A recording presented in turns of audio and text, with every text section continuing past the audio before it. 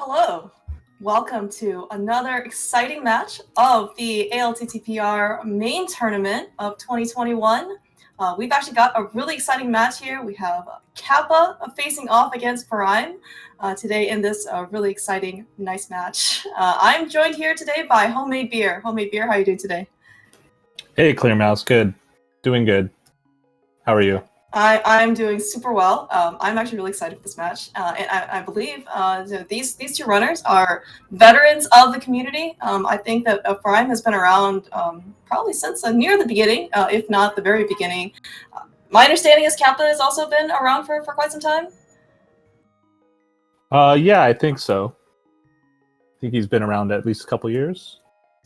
Yeah, certainly no stranger to Randomizer, no stranger to each other. I don't actually know if they've faced each other in the past. Certainly had many opportunity to, but no time like the present. Certainly expecting some pretty good execution and experience from both these runners. Yeah, I'm really looking forward to this race as well. Definitely top tier runners here today. Oh yeah. So so of course, as part of the main tournament, this is the group stage.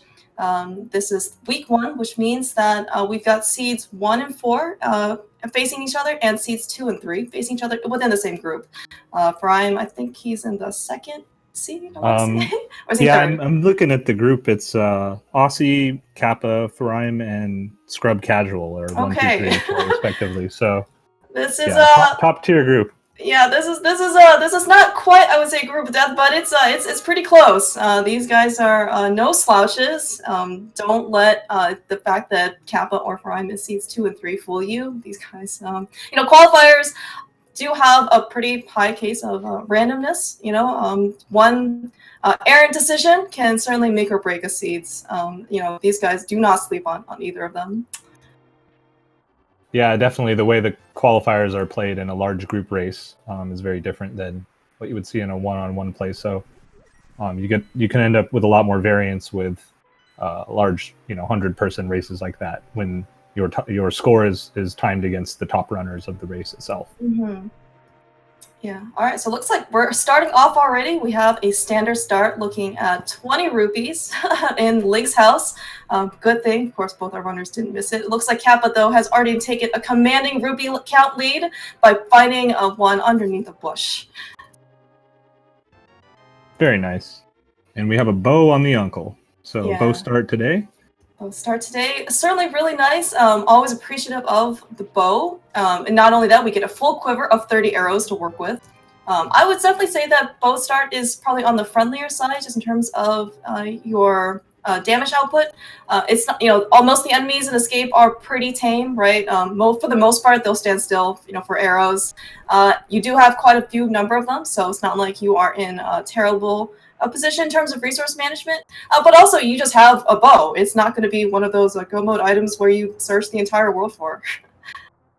Yeah, it also normally it definitely helps with farming enemies for bombs to clear the back of Escape in one trip, but it looks like they found bombs alongside the uncle, so they won't have to worry about that. Although I think I saw one of the runners killing some enemies, and they are in one of the bomb packs, or in one of the packs that has bombs. So.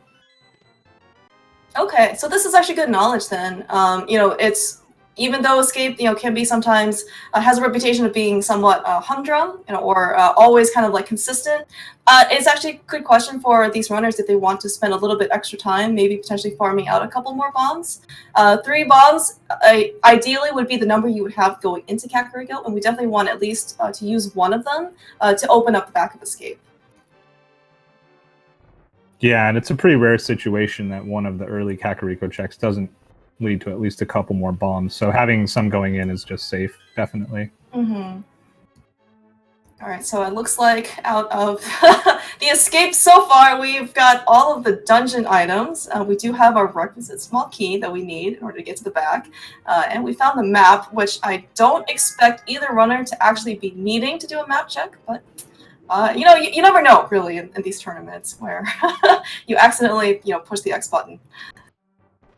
Oh yeah, that can happen at any time. And I think we also saw a map check before heading in. Speaking of maps, So we have a Pendant Eastern, Green Pendant Desert, and a Crystal Hera. And it's always fun when you have a bow start with a Pendant Eastern because that makes it like a Sphere 1 check. So, when do you go over there and check it out is, a question that, these runners got to make decisions about early on in the seed. It's not even Green Pendant where you get this like extra, item at the end if you decide to kill Armos. It's one of those like pesky non-reward pendants too. Yeah, it's one of those situations where you hope to never have to step in. Yeah, so speaking of being able to actually looking at our tracker, both of our runners already have everything marked in the light world thanks to our veteran tracker Reg. Pushing all the buttons behind the scenes. He is going to keep us honest and make our job super easy for the rest of the race.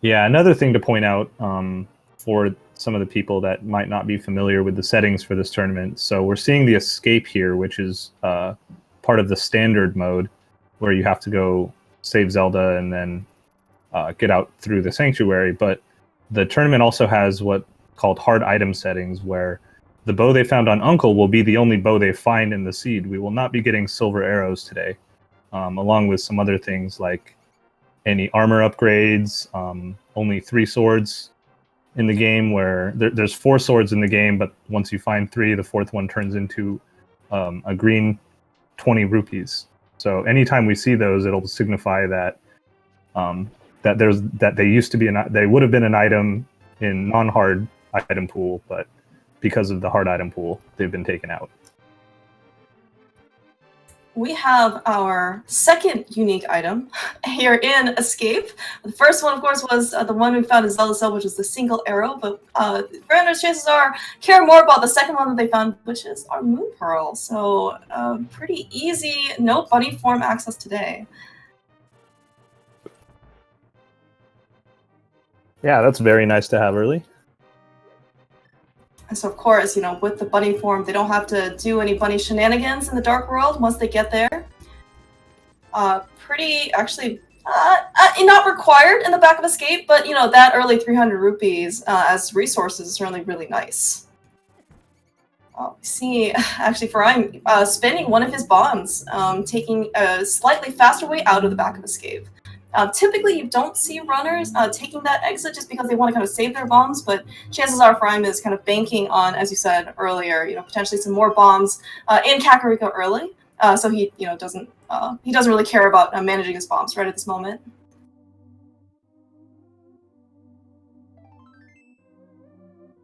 Yeah, so it looks like other than the bow and the Moon Pearl, we had a pretty empty escape there. Yeah, both runners also looking out like they made an escape right around the 6-minute mark. Always something pretty nice to shoot for, especially when you don't really have other movement options that like items like the hookshot or more specifically we would really like to find boots early. Not only that is especially when we get to the Dark World, we would like to be able to take advantage of our non-bunny form. Yeah, I gotta go fast. Scissor race.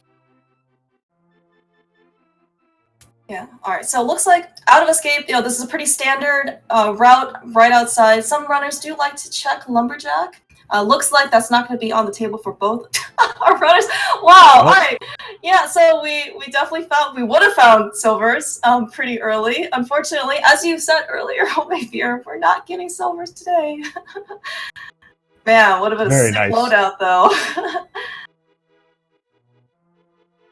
Oh, Furaime. So, doing some more resource checking, being doing some tree pulls. So he did manage to kill some enemies and finding out that we can get some more bombs. So that actually could be some pretty good knowledge, especially if we're kind of in a pinch in order to try and find some more bombs later.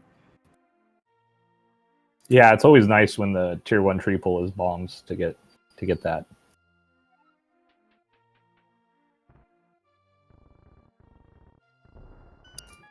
What do we have in the first of our 5-item huts today?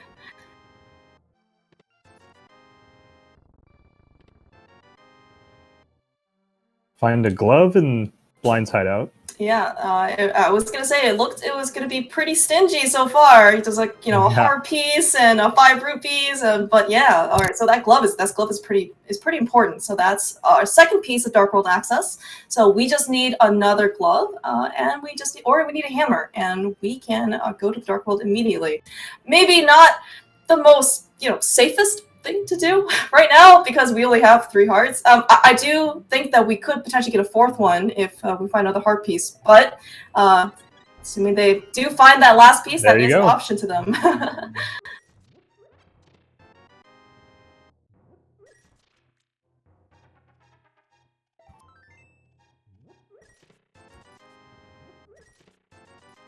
Well, it looks like Blind's hideout paid out well, but the well was pretty dry.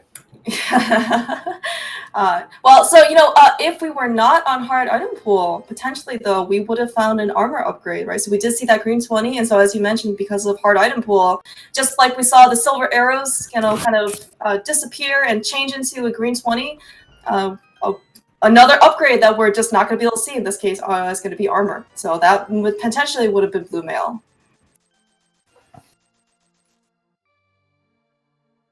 Man, okay, so this is are people stockpiling their money, like they don't trust the banks or something? Because we are flush with cash. Yeah, it must have been all of the wishes of the villagers in the well there. Yeah, so I mean, certainly, having at least 100 rupees to pay off the bottle merchant is, certainly much of a convenience. We, of course, now do have enough money to pay off Zora, which, does require 500 rupees and actually is in logic because we have the glove. Is that a hammer on library?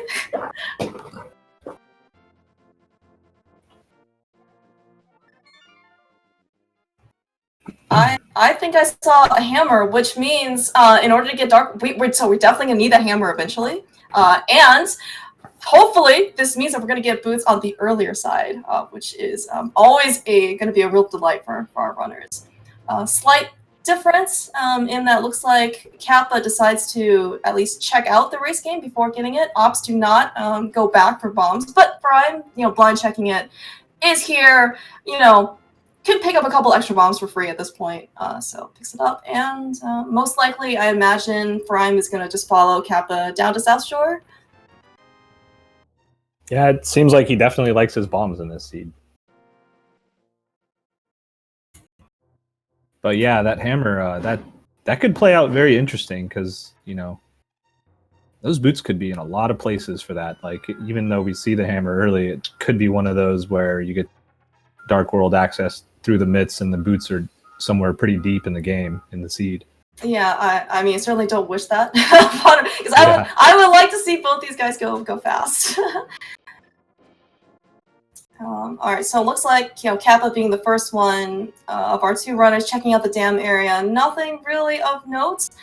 Perrine, though, looking like he wants to also do mini Moldorm Cave, actually does have a bit of a resource advantage.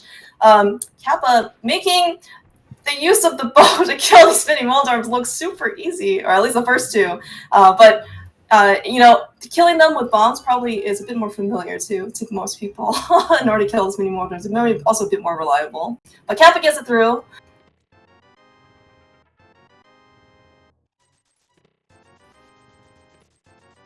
Well, more money and some footwear. Yeah. So if, Zora wasn't already on these runners' minds, it probably is now. We just have another 300 rupees. So if they thought that, they wanted to kind of maybe save some money, for Palace of Darkness later or some potions, they don't have to anymore. Yeah, maybe they can go buy some new boots and pick up a hammer along the way. That's right. I want a boots shop. Yeah, so Kappa taking these straight away to the Zora area, checking the Hylia Island for some more money, and finding his mitts and a mirror in the waterfall. That's pretty big. That's quite the chain of progression. So yeah. Dark World, here we come.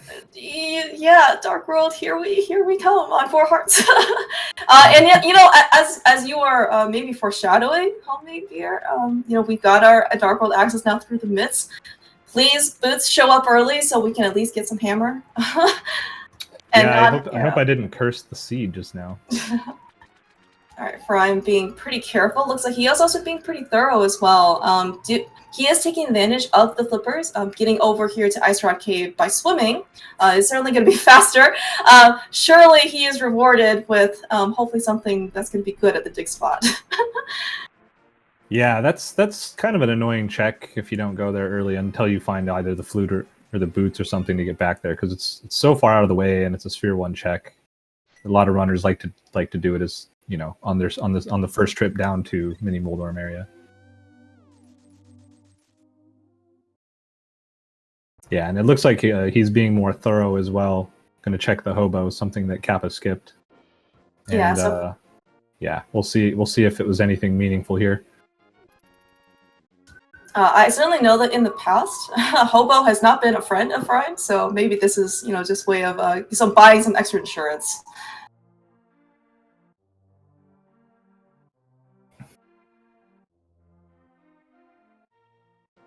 Rewarded with another heart.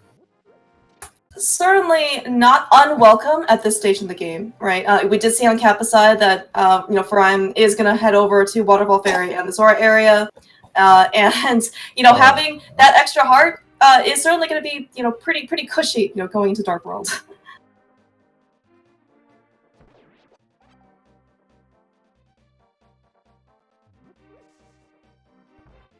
Furaime setting up, actually going into the whirlpool, hopefully going to make his exit out of into the Waterfall Ferry just slightly bit nicer. You know, there are Zoras that are going to get in his way, but gets it through pretty well. Swimming is actually a pretty difficult mechanic, despite how easy Furaime kind of makes it look.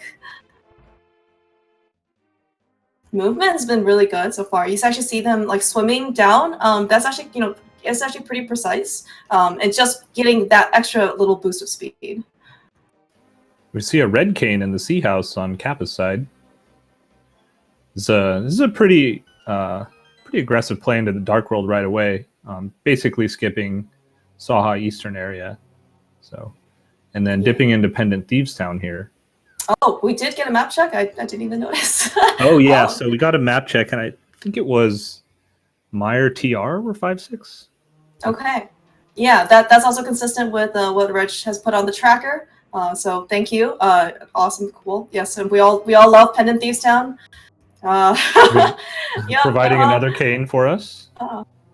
You know, now we have 2 weapons that we can use to kill blind.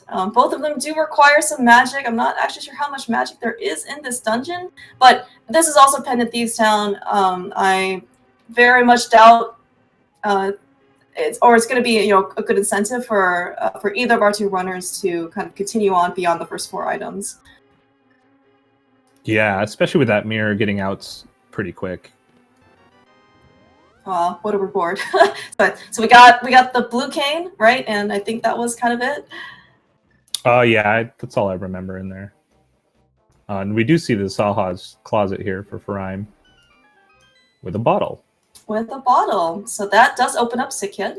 Looks like he's going to opt to not continue into Pendant Eastern.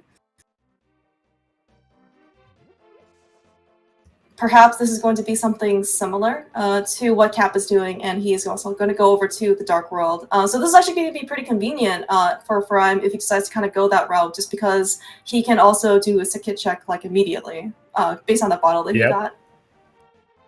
Yeah, it's a nice combo here.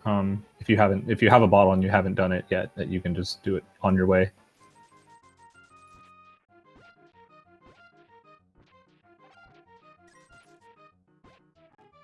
No money problems today for Kappa. He's got more than enough cash to afford like multiple digging games. Hopefully we don't need to.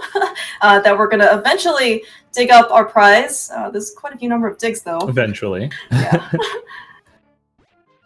Eventually. Oh, there we go. So we don't have the hammer yet. Oh, but we do have the mirror. So Magic Bat is technically open, provided that Kappa doesn't mind losing his portal. But also Magic Powder is a really nice safety that we have. Especially, you know, you're not going to turn down safeties at this stage in the game when you're on 5 hearts in a Dark World. Yeah, I can almost see a play here to return the Smith and then lose your portal to get that powder check and then go get purple chest if you want to do everything at once. But it does take quite a bit of time. There's a lot of walking involved in that, so I'm not sure if he'll go that full route. And looks like he is. At least turning in the Smith. I don't know about the purple chest. Mm-hmm. Oh man. So Furaime, unfortunately, well, I mean, he's dipping into Skullwoods. Pretty dangerous place already. This mummy room has just given him so much trouble. And it's also just kind of unfortunate because we know that the Cane of Samaria is in Sea House, which is pretty close. But unfortunately, he doesn't have that luxury, and he has to kind of maneuver the statue and get rid of the Gyptos kind of by himself. When Kappa comes over here, he is going to have a much easier time with this room. Yeah, definitely.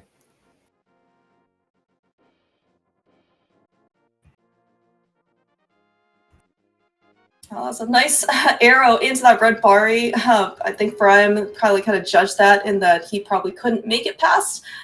So he kind of tried to at least kill the Bari and then sneak past at least the little guys. That thing always kind of drifts right into the doorway. Like every time when you walk into the dungeon, it has a tendency to do that. Really frustrating. It's almost as if the game designers wanted to make this dungeon more difficult or something.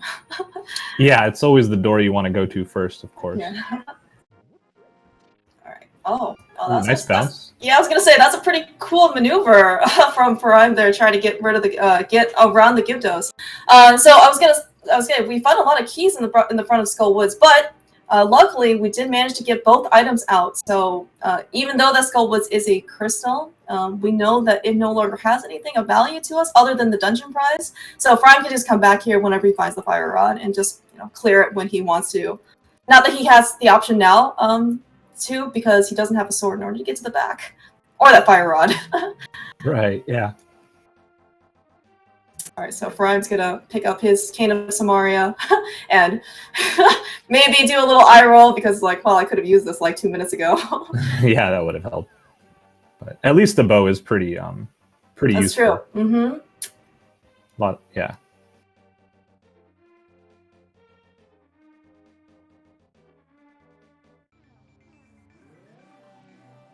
All right, speaking of some more checks on Kappa's side, it looks like he is actually going to continue his overworld checks with that mirror, taking along the purple chest, checking out K45, probably talking to Stumpy. This is actually going to be potentially another thing that Furaime can do over Kappa because Furaime ended up getting the shovel. That's right. Yeah, and Kappa doesn't actually have it, even though he does have the mirror. Yeah, that'll be a pretty isolated check if there's anything there.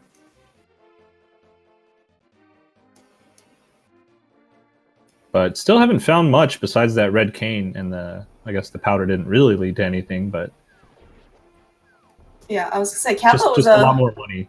Yeah. Apparently. Apparently this is one of those places where you just can't throw money at a problem and make it go away. You actually have to go find things.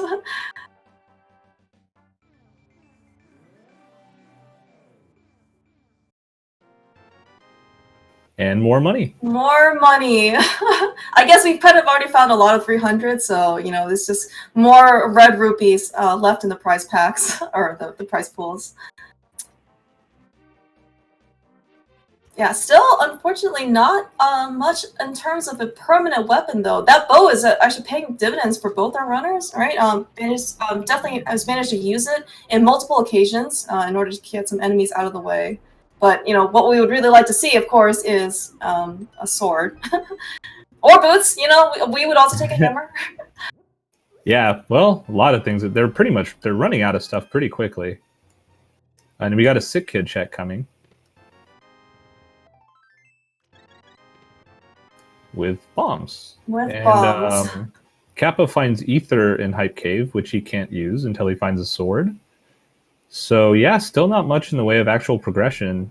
I'm wondering, they're getting down to only having a few things left, and one of them being Pendant Eastern or the back of Thieves Town. So that, that could be interesting to see. It comes down to that.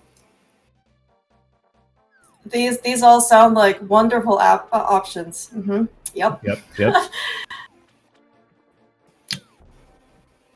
Oh, all right, so it looks like Kappa is kind of tracing over some of the checks that Furaime did. So he is actually going to, so he quick swap to the mirror, and he is going to mirror right here, check Hobo, and then presumably he'll make his way up to the pyramid, maybe? Yeah, I think checking the pyramid here and then probably a dip into pod because you have a way to get at, 4 out of 5 of the items there. At least, and maybe all of them if the boss ends up having an item. But we know that since we don't have the hammer and we know where it is, you can't complete the dungeon though. Yeah, and of course another option is going to be go and visit our friend. Hopefully, that won't is catfish. Oftentimes it's going to be an isolated check for many runners. But as you said, right, our options are kind of running thin. We don't have a lot of them on the table. Yeah, and it's even more isolated because we did Zora already, so there's really no reason to ever be there except, to go talk to the catfish.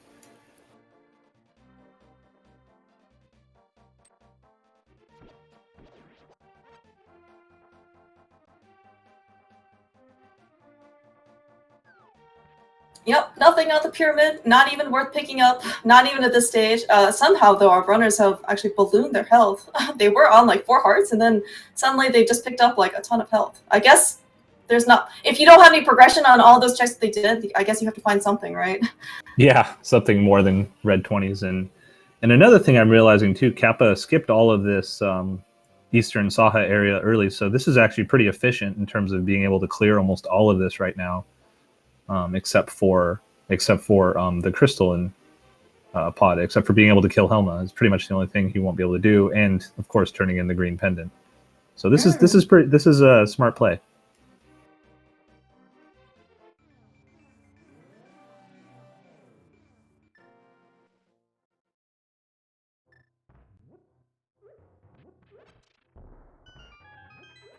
One of the benefits of Quick Swap is we don't actually have to wait until the runner's menu in order to kind of get a sense of what they want to do next. We actually see Furaime already quick swapped over to the shovel.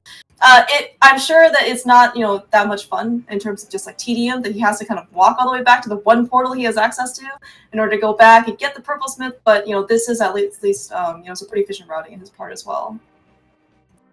Yeah, I mean, they're both kind of put in a situation where you have to do all of this because you don't have very much yet, and you know where the hammer is, and you're just looking for these boots or a sword or anything to open up the seed some more. Or maybe a lamp, give you a reason right, a lamp, yeah, to go up Death Mountain, or just something to point you on, like what should you be doing next. Yeah, I mean, and Kappa, his decision to come over here, especially with the mirror, right? This is probably his most item-dense location, or combination of locations.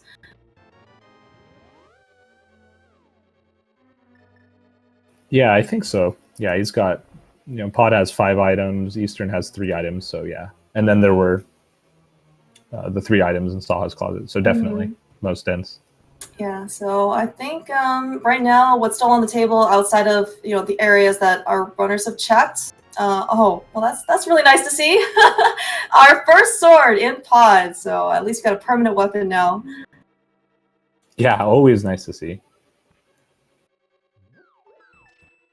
Yeah, so I think so we still have a catfish on the table in terms of logic. We do have a Gina. That is pretty isolated at this point. There's like very little incentive to go over there.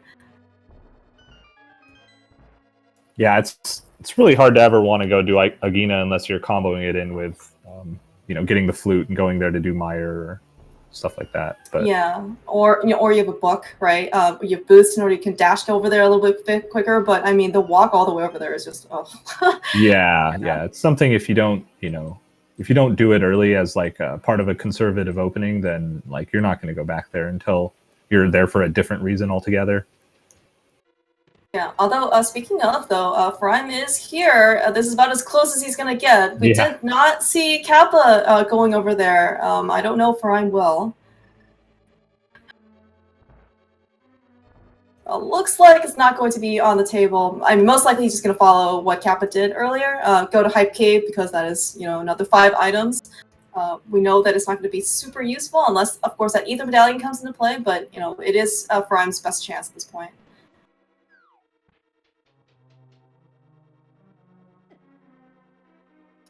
Yeah, that's true. And we do have some conversation about, as we were just discussing, things in Logic, and one of the things that we do have in Logic is the first chest in Swamp. Which, you know, we don't want to go in there without the hammer, and we know where the hammer is. But, you know, the boots could be in that chest. You do bring up a good point. Yeah, we end up seeing kind of like both runners skipping this. Oh, we did see a... okay, so yeah, speaking of not in Logic, Kappa here is in the dark maze. Everything is black. He has no lamp, so he can't see. We did see a fighter shield light up. Where is Furaime going? He needs to be careful.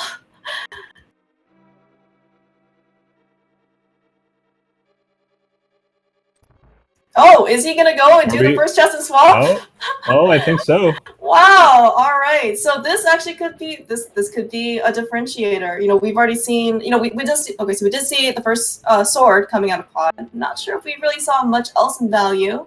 But you know, this is one of like 3 locations left, right? For that's in Logic. So this could be big. Yeah. I mean, yeah, this could be very big depending on what's here.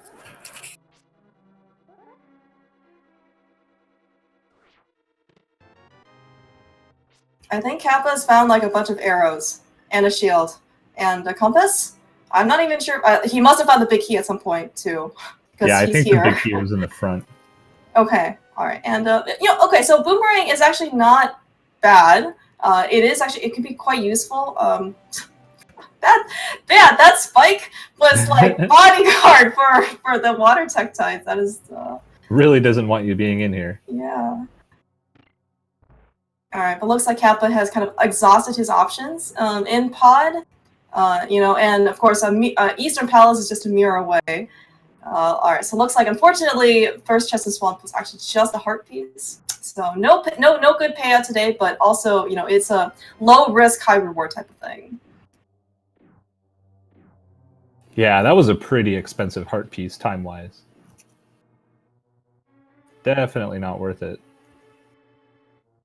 So yeah, he's now going to be on, you know, following Kappa's lead here, making his way over to pod, finding his first sword, and then probably do the same thing heading into Eastern.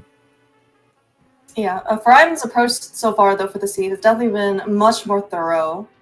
Oh, yeah, and pretty conservative. Just, you know, just mindful of his health, right? You know, like in this case, he waited for the rope up. You know, he doesn't have a permanent weapon yet. Doesn't have a sword. Doesn't have a hammer. These ropas do 2 hearts of damage on the overworld, and it is not a place you want to die. You cannot death warp on the overworld. You can always save and quit. It's always faster. Yeah, it's a long walk back if you world here with your only Dark World access at the moment being the CAC portal.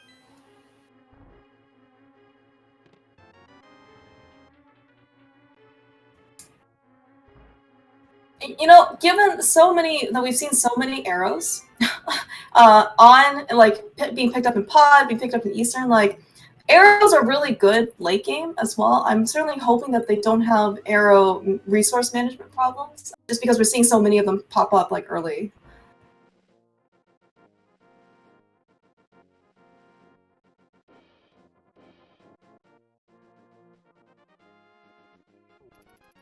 Yeah, so I'm curious curious to see what they do next here.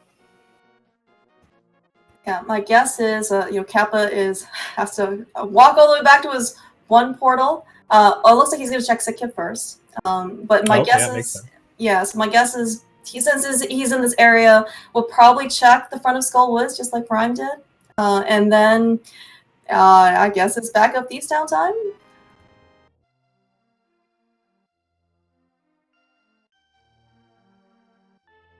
Yeah, back of Thieves Town, or I think he didn't do Skullwood's Graveyard Ledge. Catfish is another direction you can take it, but it's hard to say. Yeah, that was actually some nice mimics though on Furaime's side.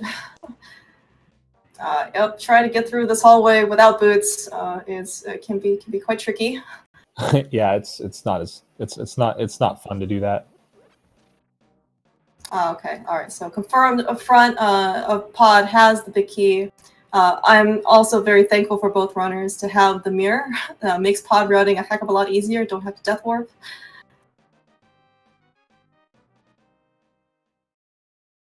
All right, so with more health, and a sword on Kappa's side, we are going to he just had so much an easier time getting to the back. Yeah, it's like you were saying earlier. Once you have that permanent weapon, you can just go and make your way through those berries. But yeah, this has been a pretty dry seed early so far. Really wondering where all the progression is going to be. Yeah, I mean, and at least I guess for the good news is that if you are last locating your item, potentially on Catfish or on Agina, chances are, you're not gonna feel really great about last locating there, but chances are your opponent probably also did the same thing, right? Yeah, exactly. I think the only situation where it kind of feels bad is when you skip something early that thinking, my opponent might go do this, I could save some time by skipping it, but then you have to go back and do it later, only to find nothing there. Mm-hmm. That's always really painful. Well, now we officially have more shields than swords. Yeah, that's of course always what you want to see. You always want more or equal number of swords to shields.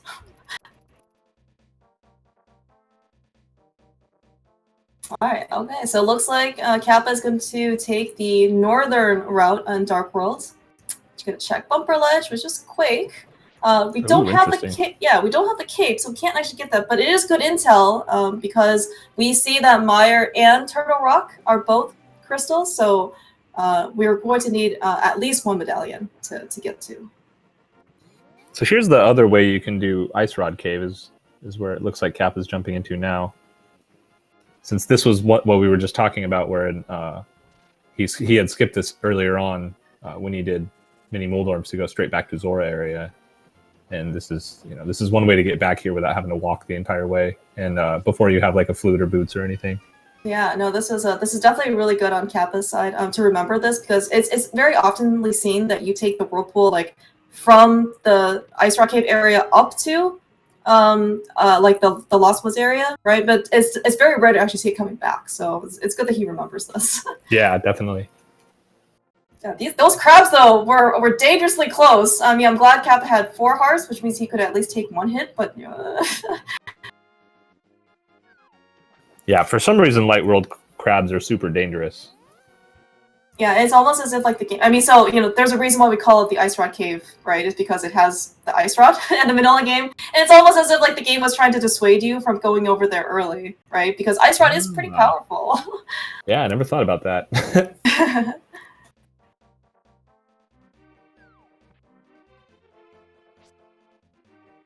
All right, yeah, Hinoxes are pretty dangerous. I think it's 3 hearts.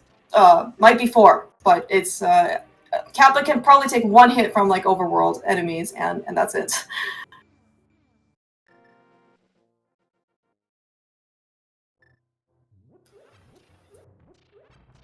Yeah, I think isn't it pretty much all the Dark World enemies do 2 hearts? All the Overworld enemies, except most for of them. Stalfos or something. Yeah, so I think the Snapdragon they do 3 hearts. The Murder Dactyls they do 3 hearts. Or sorry, yeah, at least 2, right? Yeah. Mm-hmm. So. Oh yeah. So speaking of things that we potentially may not have wanted to see, so Kappa finds the book in Graveyard Ledge. That does open up, desert. Yeah. Now we have desert. Well, I guess maybe we're gonna see that Agina check sooner rather than later. Yeah, I mean it might end up being, well, I guess with the myths, I was thinking you could, if you could route checking Bombo's tablet with getting Agina and doing desert, but that's probably not going to happen here unless they had the hammer. So. Yeah, I mean, right. I mean, the book does open up the tablets. We can see what's on the tablets, but we do need a Master Sword or better in order to get the prize on the tablet. Yeah, exactly. sometimes it's good to know, even if you can't get the item, just to say like, oh, this is something I'll need later, and you have that knowledge. If it's in the area, which not the case here. Well, I guess the catfish was more friendly than Zora, giving us at least another heart container.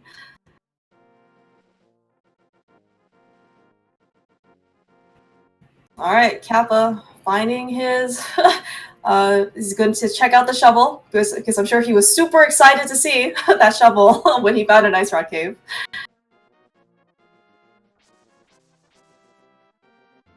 But most likely after the shovel check, he is, he doesn't really have a lot of options, right? He's probably just going to go right into the desert area. Yeah, and it looks like we're seeing something new here as well from Furaime is going to go fight the Armos Knights, which we did not see Kappa do. He left after the 2 items.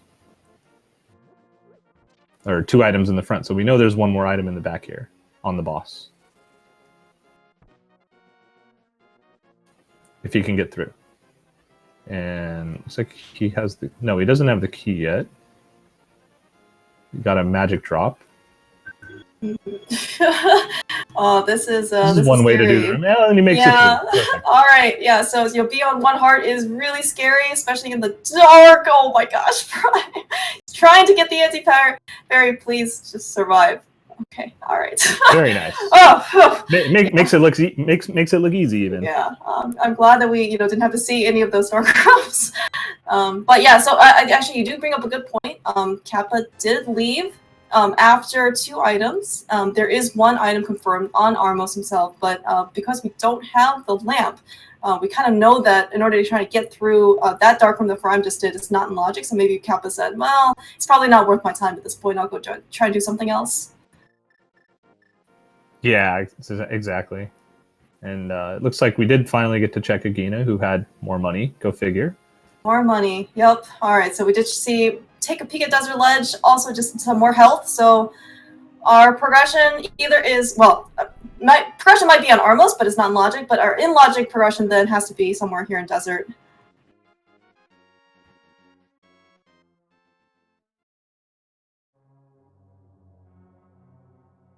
Unfortunately, just 3 bombs on Armos. Furaime does claim the first pendant, or I guess dungeon prize, between the 2 runners. Dungeon. Congratulations. After 40 minutes.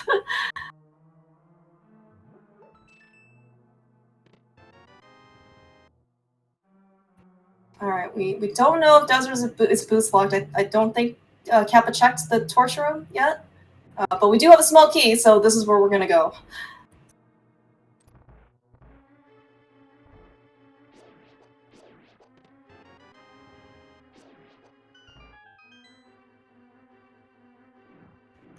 All right, so based on the fact that Furaime is kind of walking over here to Agina, at least the desert area, looks like he is going to check Agina. He is probably not going to be very happy. Yeah, this is pretty rough, missing that book. So coming down here all the way for this, and then most likely going to go grab the book and then, throw some sword slashes in there for anger and then walk all the way back down for a second time.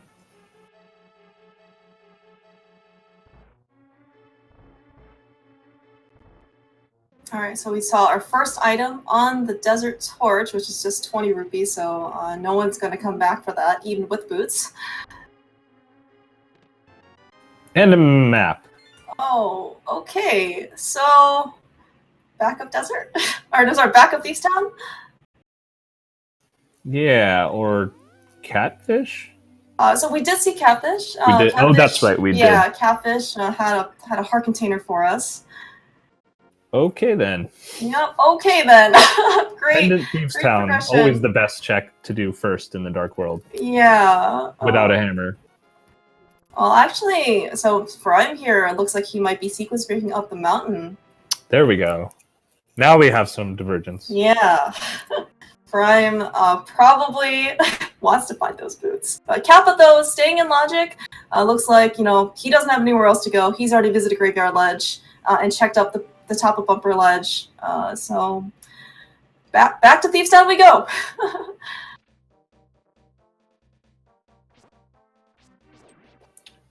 Yeah, and let's see. So the Thieves Town small key was in the front. I guess if we find a lamp, then the pet is in play. Oh, wow, okay. Furaime actually picked up a pretty good sequence broken item though from the old man's. Of course, right. So I think as some people have been mentioning, the mountain is not in logic because we do need a lamp in order to see through our way in the cave. But Furaime managed to sequence break it because at this stage, everyone pretty much in the tournament knows how to do that. And to lead out the old man in the cave, and Furaime ends up finding our second sword, which is really powerful. Very nice. Yeah, Kappa just sniped Stalfos from the entire length of the hallway in Thieves Town. It was a nice shot. But yeah, here we go. Finally get to see what's supposed to be in logic, and finally get to see what's after that. All right, Kappa actually manages to make it through that hallway pretty well, all things considered. You know, no damage and no boots. I mean, that place is pretty harrowing.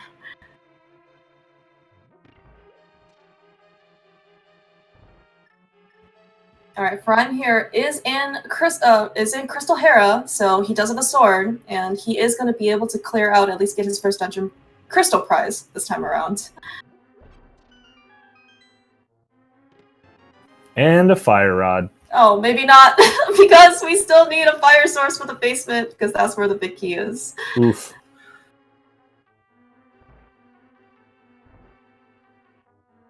Yeah, the seed just keeps on giving. Yeah.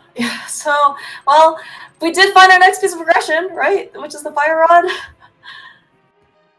Yeah, I guess the fire rod opens up back of Skull Woods, so right. So that's probably the next logical check. So we ended up getting both items out of Skull Woods, but yes, it does clear. Okay. It does clear the crystal. So we can go kill Mothula. I'm not sure if that's really on Kappa's mind right now, because he doesn't have the Master Sword, right? He's just on Fighter Sword. Yeah, true. And yeah, Fighter Sword Mothula is not really a pleasant time. How's that? Ooh, there we go. We see the boots. Oh, nice. We can go fast. Is this where Furaime is going? Looks like Furaime is actually going to at least check Bumper Ledge and probably make his way north. Yeah, he has this Master Sword now, but you don't want to be, chasing this book all the way to the 2 tablets. But yeah, so this seed's about to blow open, it feels like. The boots were kind of locking the entire thing, hiding in the back of Thieves Town. Yeah, I mean, what a bad place for boots, man. Oh, Furaime, he needs to live first in order to get to Graveyard Ledge. Yeah, so he can get his book.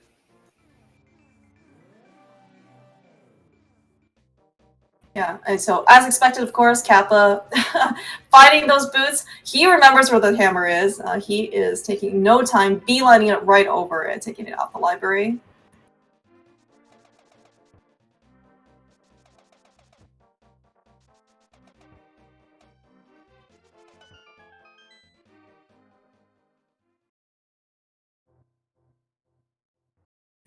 Nothing of value in hammer pegs, but of course, I'm sure it was satisfying for him to be able to hammer dash through those pegs, right? Finally, after 45 minutes. Yeah. Yeah, at least that was guaranteed in this seed. I feel like I've seen a fair amount of bootsless seeds today. Yeah, that seems to be a common theme for some reason in this tournament. Yeah, it seems like, kind of every day has its theme, and today was like Aghanim and bootsless. I saw definitely a few of those earlier. It looks like Furaime is opting to not visit Catfish.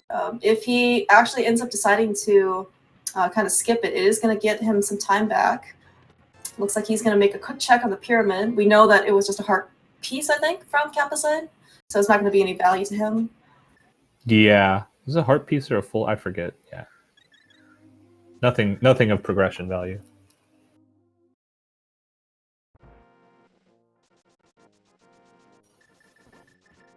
Oh, but maybe at this point it's going to be a heart refill for him. he's been counting better than us. Of course, that moblin just has to get right in his way. But yeah, man, at this point though, 8 hearts. on Green Mail and Dark World, you're probably not gonna say no. Looks like he is actually going to go back. So this is actually probably better for Furaime. He doesn't want to isolate Pyramid. He's already kind of done the pod area. He's already done Hobo, and if he leaves Pyramid at this point and just goes to visit Caspers, there is like no incentive for him to go back. Oh, Ice Palace is now in Logic, with the hammer and the fire rod there. And we have the Cane of Samaria. That is going to be That's right. it's going to be hopefully going to be a nice and fast clear of Ice Palace. Yeah, with the Cane of Samaria, you can still get to the right side whether or not it's hookshot locked, so it won't actually matter. But you definitely gain some information here, understanding like the key layouts and whether or not the dungeon is supposed to be hookshot locked. That can help you kind of figure out if you're looking for the hookshot, like where it makes sense not to look if you do find progression in here. Now, of course, one thing about Kappa is he does not have that sequence broken sword that Perrine does. You're not really expected to be here on Fighter Sword. He does do a really nice job, though, with the pen gators and the bomb setup in order to kill them. But that Fighter Sword might come, he might be slightly underpowered coming into this dungeon for the rest of the enemies. Yeah. Just got to be careful. Don't take hits, especially on Green Mail in this dungeon. Enemies, they all hit hard in this dungeon. Yeah, and of course, those of you who are more familiar with the vanilla game, the non-randomized version, we know that the dungeon prize itself is blue mail. Of course, we're not going to see it here, but at least in terms of the game's calibration of difficulty, it's expecting to have blue mail after this dungeon. So Cold Stare, right, he hits pretty hard. Yeah, only 4 hearts. Yeah,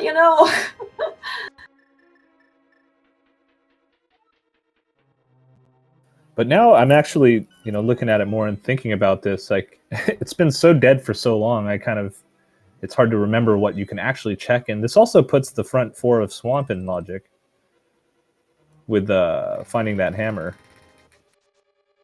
That's just true. Not where you want to go without a hook shot, but here we are. Yeah, I think we've also probably seen our fair share of hookless swamp or something. That's where the hook shot's been hiding. Yeah, that's been a common theme in this tournament. But he also just found half magic, which makes this fight almost free, I would say, like as long as you get all the setups right. The Cold Stare fight, rather. And he does have, I think he also has a green potion, right? So he should be able to, just fire rod shot them to death. All right, Kappa, remembering that he does not have the hook shot, so oftentimes he can't take that shortcut in order to hook yourself over while the block is moving. Yeah, and I kind of missed the key layout. I'm pretty sure there weren't any keys on the right side, so I don't think this dungeon's hookshot locked.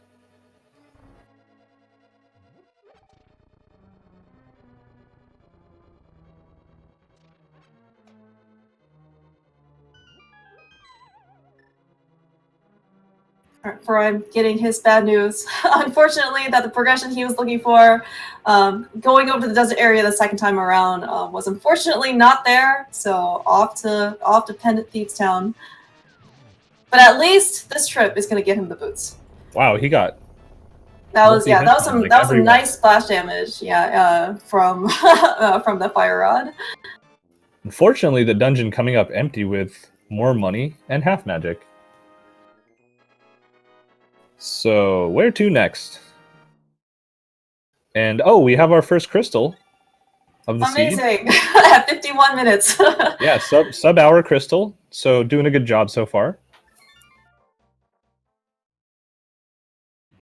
Now, with that hammer and a fire source, I am curious if Kappa is willing to sequence break up the mountain for him. He does have some boots checks now available to him, like Bonk Rocks, King's Tomb, because he does have the myths. Not sure if he ended up checking them earlier. Yeah, he did. They were nothing. Oh, okay. Yeah, all right, so this might be our lumberjack check. But yeah, so I was gonna say, like with that hammer, we have a lot more. We're not gonna check lumberjack, that's fine. Yeah, but we have a lot more options because we can mirror and Hera, and then we can actually go over to East Death Mountain.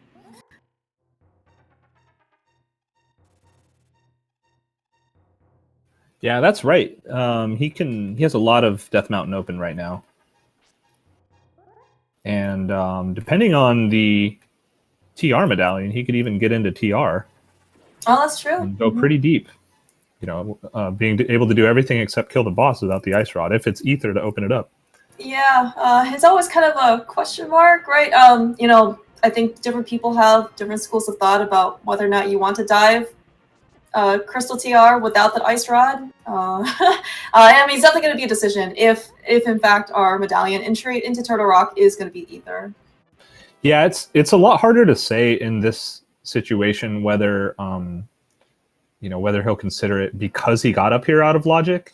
Like, I think it's different where if you get up here in logic, you know how you're supposed to get up here, then you can have a better sense of if it makes sense to do TR early. It doesn't mean it'll necessarily change his mind on whether he will do it, but right. You know, thinking of whether it like makes sense to do it or not at any given time is helpful if you know how you were supposed to get there sometime. Yeah, yeah, and of course, but there's at least 5 items in there, so it's just really long dungeon if you don't get to clear it the first time through. Yeah, and maybe we'll just have some good fortune in that we'll just find the ice rod up here. Oh, that dead rock really didn't want Kappa to go through. Oh, and this is new too. Furaime did not have the book the first time, and so he did not get the full heart, which is too bad.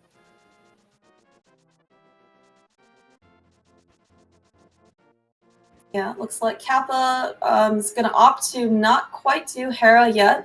So my guess is he's going to do Spiral Cave, and then maybe come back, do Paradox Cave, and then come back and do Hera. Yeah, I think he's going to want to end on Spike Cave here, is what it seems like.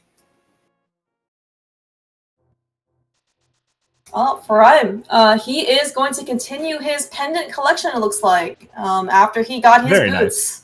Nice. He is going to, looks like he's going to claim the last prize of Thieves Town.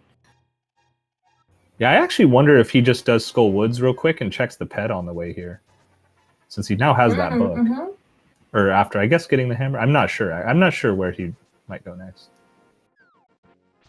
All right, so of course, those of you who might be familiar, we do consider blind to be a scripted fight in that if you do the same thing to blind, it'll react the exact same way. And if you follow the script just really well, as Perrine did, you take no damage and blind goes down. Easy. Easy fight. For the last item. I didn't even realize there was one more item in that dungeon, so... Yeah, it's not, you know, a great item. I think, you know, from the first pendant boss of Armos, we got 3 bombs. From the second pendant boss, Blind, we got Heart Piece. You know, not really the things that Prime is kind of looking for, but at least, you know, he ended up kind of getting the last one. He didn't really orphan anything. But of course, as expected, Prime is right here, willing to bonk his hammer right off the library.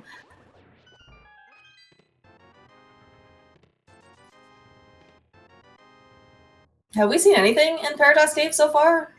I think just money and heart pieces. And a lamp. Oh, and the lamp. So that means the flute is not up here. That's very interesting. So that gives you a good tell on where the flute can be, because they've basically cleared everything up to this point. Yeah. It could be in desert, I suppose, or it could be in the front 4 of Swamp Palace. And I think that's about it. Yeah, and that's definitely even greater knowledge, I guess. You know, just because we know that Meyer is a medallion or is a crystal, so we definitely need that flute at some point, right? So especially if that's going to be like their go mode item, you know, that can really narrow things down, like to basically where that thing could be.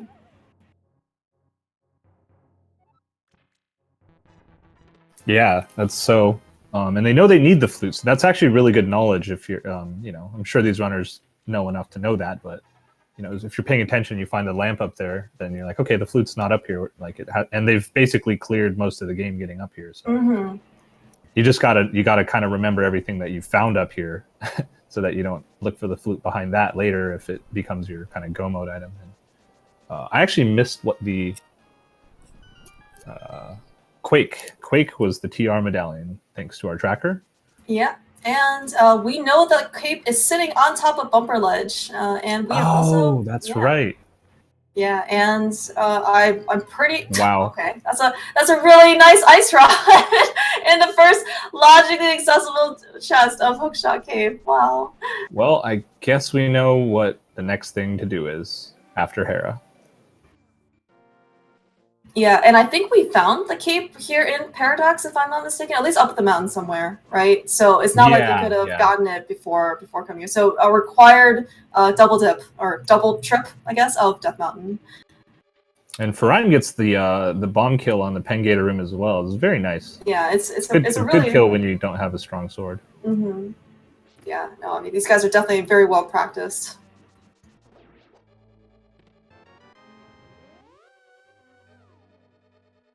So Prime, maybe he wants to find the hook shot.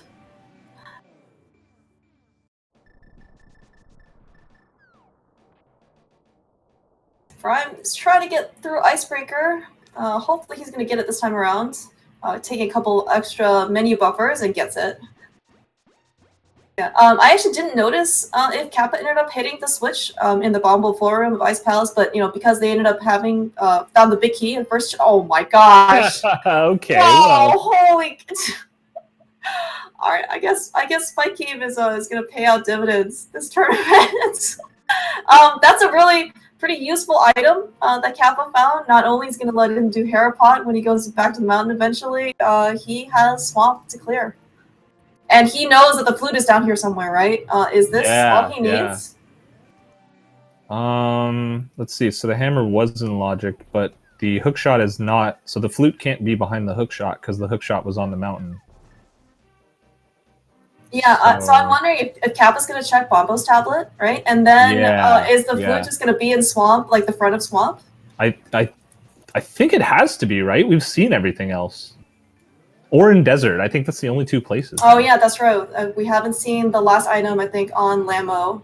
Or the Green Pendant, maybe. Yeah, people are talking about left side Swamp here. And if the flute is in Swamp, it has to be in either the front. Well, we saw the first chest, so it's either in the bottom chest or left side Swamp, if it's in there. Yeah, so of course not quite the blue item that Kappa wanted to see to drop down. We wanted something that was more elongated. But and no time lost. Kappa is, of course, this is a crystal dungeon that we are going to beat, and he knows where Quake is. Oh, we don't actually. Oh, and so I guess there's maybe one more outstanding item is we don't know the entry medallion into Misery Mire because we don't have the flute yet. But we already have 2 out of 3 medallions. It's possible that Kappa, once he gets the flute, might skip left side if it's not there.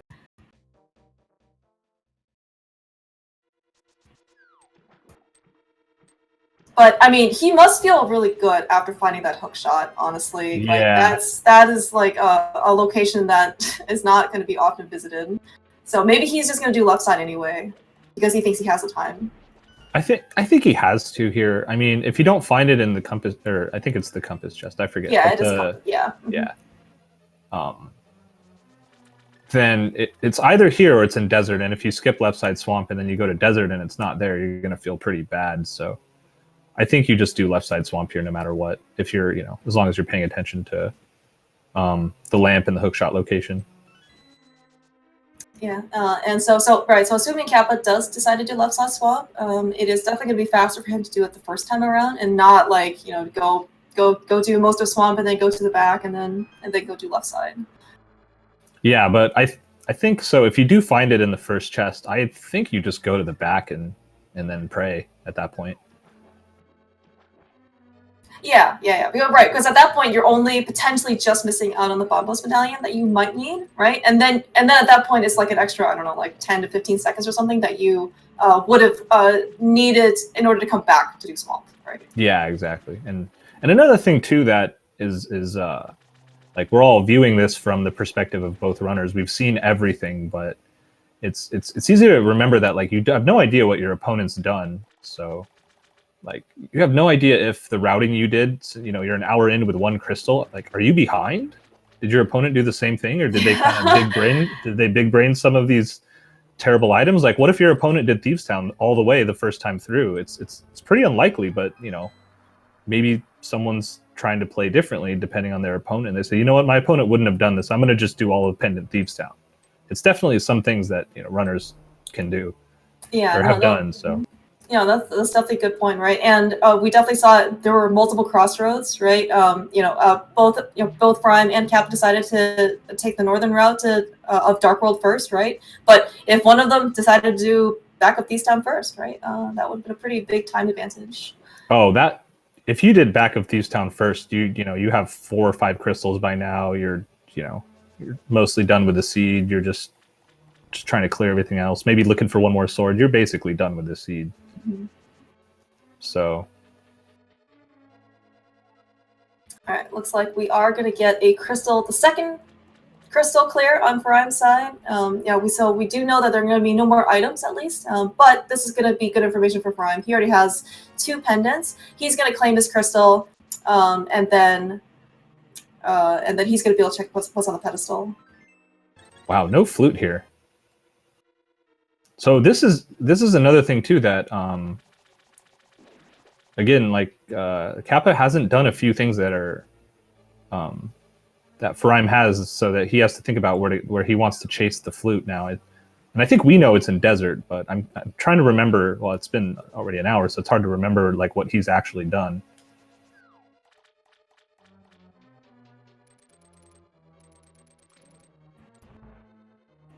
Furaime dropping into his moth fight. Moth is not friendly, but I mean this fight is also not easy. It takes it down with minimal damage.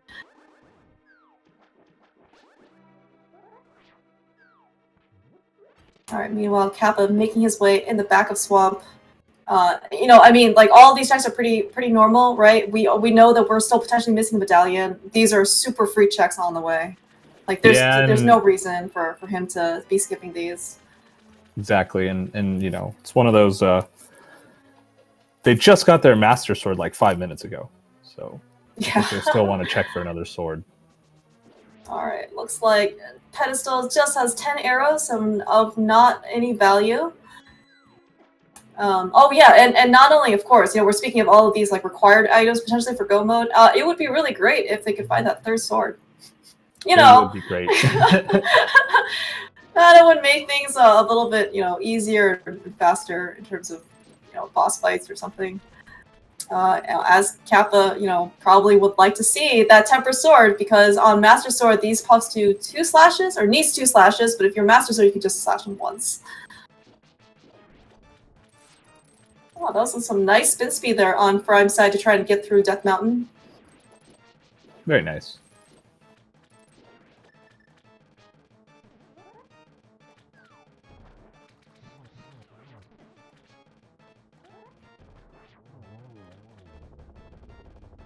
Looks like he tried to wear Argus as a hat to get the last spin out.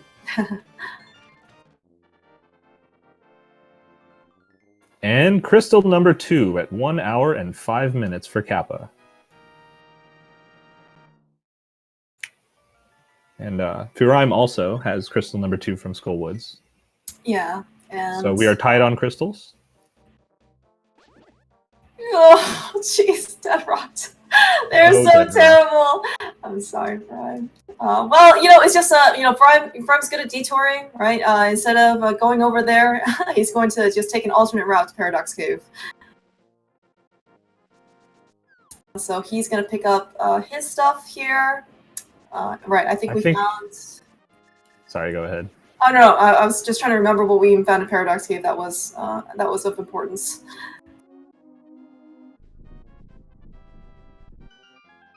Oh, right, the lamp. Yeah. Right. Okay. So now Furaime's got some logical knowledge for where he knows or should be looking for the flutes.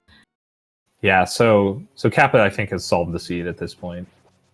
Up to medallion knowledge, which he'll find out as soon as he gets this flute. It'll be the first thing he checks.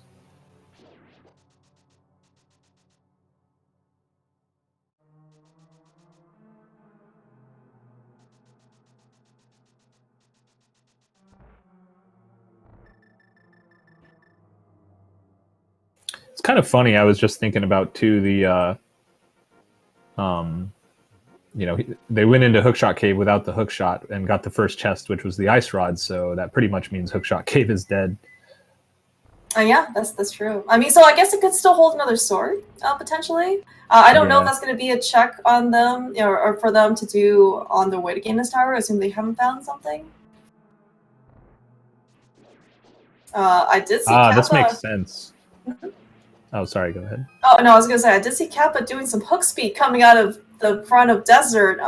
Actually somewhat dangerous to do, because if you mess up, you could jump down from the ledge, and then you have to do like the front of Desert all over again. But he did take an alternate route, which I'm actually not sure if that ends up saving more time, but at least he didn't fall. That was the important part. Yeah, and you know, looks cool. You get to go fast. But so this makes sense. I didn't remember that Lanmo had an item here, so that's why they weren't able to get this earlier. And so the flute ends up being fire locked, which locks the lamp as well. So that actually makes sense. That the lamp would be behind the flute. Yeah, unfortunately, Lanmo gotta keep some short hops, but Kappa's not even waiting for the medallion drop. He's got his flute. He's gonna go activate it. We've got 1/3 chance that we are not in go mode. Yeah, and he knows too that the item can't be on Ped because of the lamp being on the mountain. Or is that true? Actually, no, because he has the flute now. Oh, maybe not.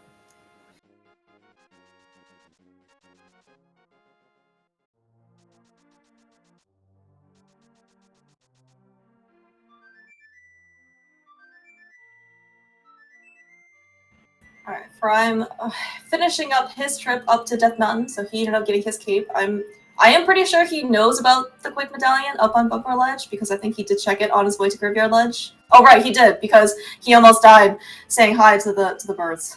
Yeah. Oh, that's right. Yeah, you walk down from the right side. So go finish off Skullwoods here. Oh, right. We still have a bunch of crystals we need to finish. Imagine not having a bunch of crystals at like an hour and 10 minutes in. Yeah, this is one of those easy seeds where you just get all the items on the overworld and then go mode every single dungeon. It's it's fine. It's totally fine. Yes, that's right. Yeah, so let's just go back to Pod. Let's go back to Hera. Let's go back to Skullwoods. Hopefully at least these dungeons will be pretty fast. Yeah, I mean, in this seed, let's see, was it Thieves Town? Eastern didn't have anything, I think, but yeah, this was, just go into the pendant dungeons first, get all the items out of them, and then, finish the overworld and clear the seed. So yeah, that doesn't really sound like the strategy that most people would probably preach, but sometimes that's, I guess, how things are. Unfortunately, sometimes the wrong play is the right play. So I do notice that Furaime did not check Spike Cave, because I don't see a hookshot lit up on the tracker. Ooh. Hopefully, that's not going to be too much of a problem. I mean, so it's very possible that he's going to go get the Quick Medallion, and then he's going to just go back up the mountain and do Turtle Rock. Yeah, and then Spike Cave. I wouldn't say it's convenient to do after that, but it's it's the only other time you're ever going to be up there again, so you might as well do it at that point.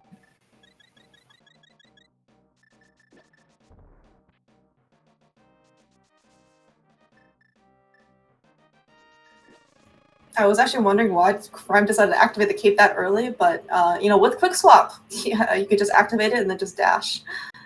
Oh yeah.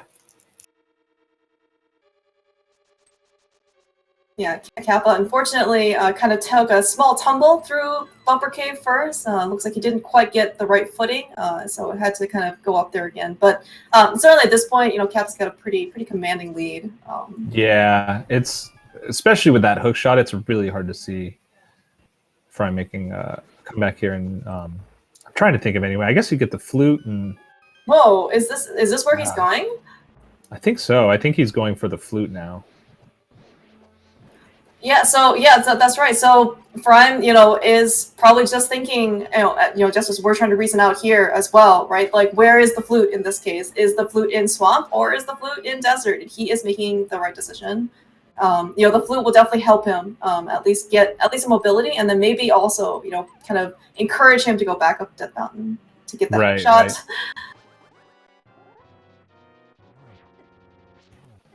Yeah, I'm thinking too. I guess he could be thinking it's one of those hookshot admire kind of seeds. Mm. Yeah, that is true. Because like once Furaime, gets the flute, he can activate it. Assuming he can get into Mire, or at least he has like 3 extra checks, right? Checkerboard Cave and the Mire Shed. That's where his next piece of progression could be. Kappa having a little bit of trouble getting through that moth fight. Looks pretty dangerous, but manages to claim his next crystal. Yep. So 3rd crystal in. We're just gonna, have to go knock them down one at a time, and I guess he just goes straight to Mire here, right?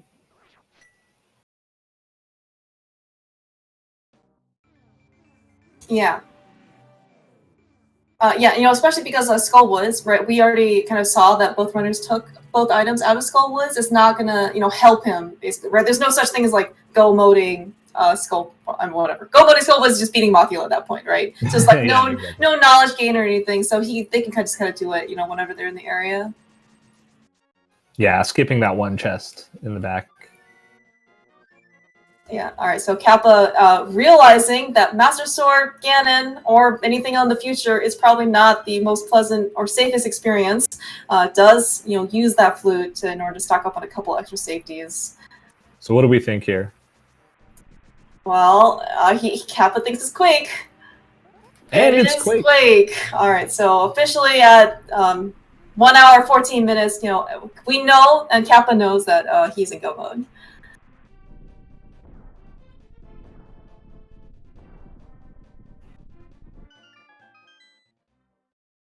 Furaime picking up his flute, and of course the green pendant.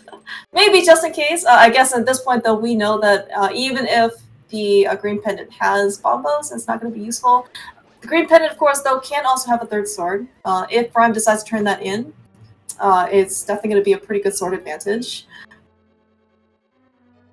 But of course, we know both from Furaime's side that when he read the pedestal, we know this is going to be 10 arrows, so probably not going to go back for it.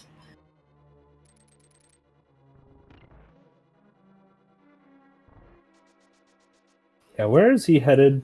Oh, flute. Okay. Yeah, he needs to activate the flute first. Trying to think. I guess then you do Mire. Check the Mire area and yeah. So there's nothing left in Pod. Maybe Hera next. Neither runner got any items in Hera, so. Right. Yeah. I guess it's kind of a question for Furaime if he is going to decide to dip Swamp without the hookshot, or maybe again. Yeah. I mean he doesn't have the hookshot, which is but he does have crystal dungeons he can full clear. So we see the very rare Godmire in Go mode, which is always nice to see. It's definitely good on Kappa's side. Furaime's not going to be very happy, right? At least, relatively that's speaking. A good point. Yeah. Yeah, because he's missing that pretty important hookshot. And when you see a Godmire not in go mode, where you think like, well, if the hookshot's not here, I could be saving quite a bit of time on this dungeon.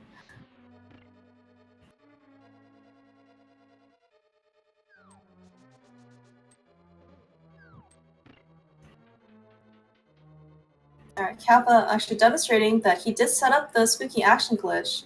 This kind of allows him to use the splash deletion from the fire rod, and basically use that like AoE distance damage and hit switches that look like torches, basically.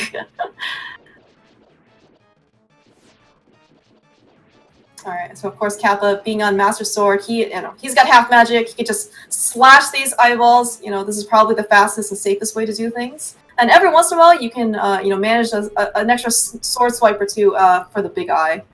Yeah, it's definitely the safest way, since while you're slashing, the magic bar does not drop. And more money, of course, on Diddy. Yeah, more money. The seed needs to give you more money to complete the game, to pay the toll to get into GT. That's right.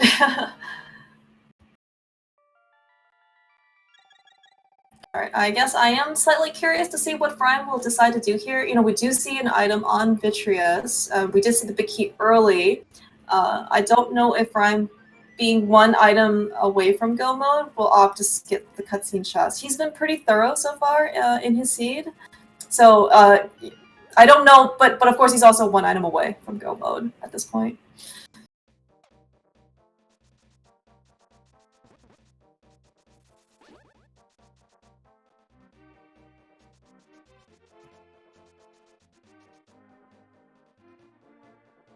All right, of course, Kappa, next crystal down for him, for Vitreous, onto Helmasaur. That's going to be, it'll probably be an easier fight.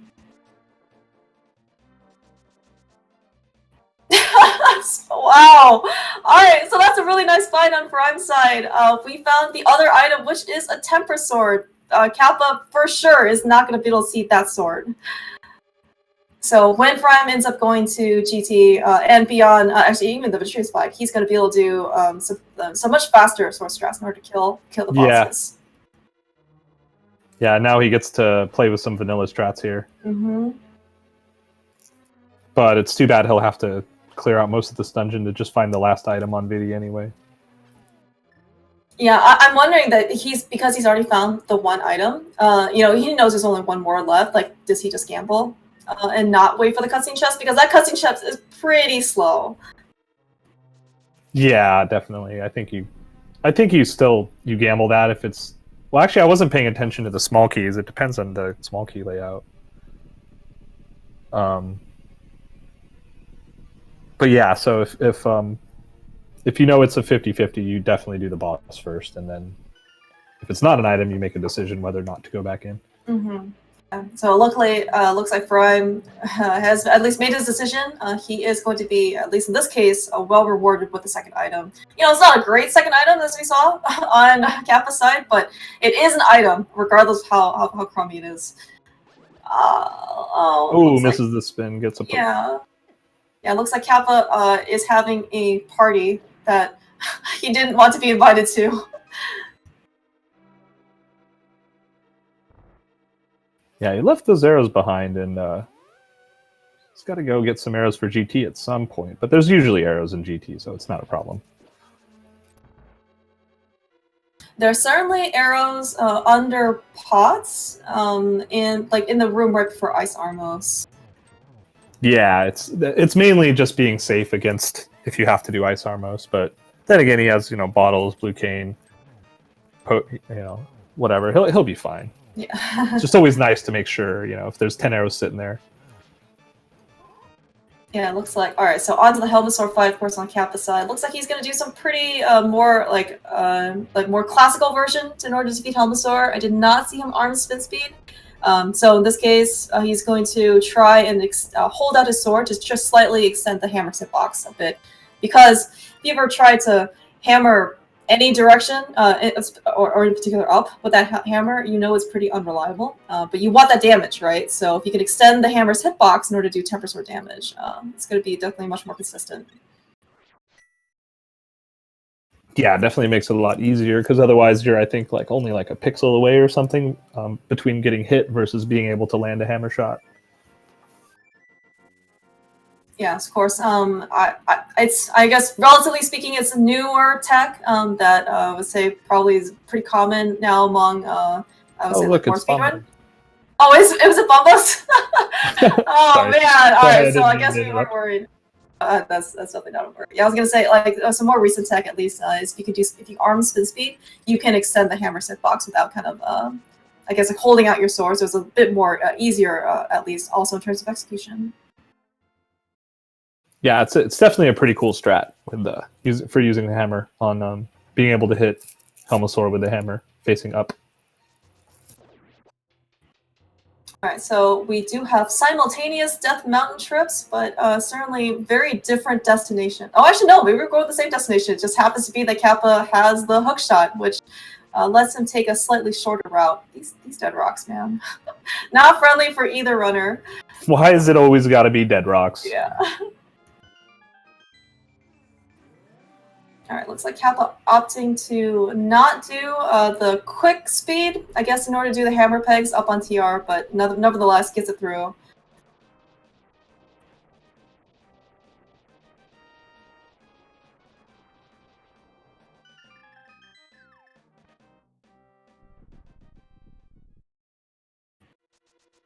Oh, right. Furaime still has to open up Turtle Rock. I remember seeing the portal there, and I was like, oh, okay, so he can already open this. But no, he did not have Quake the first time he was here.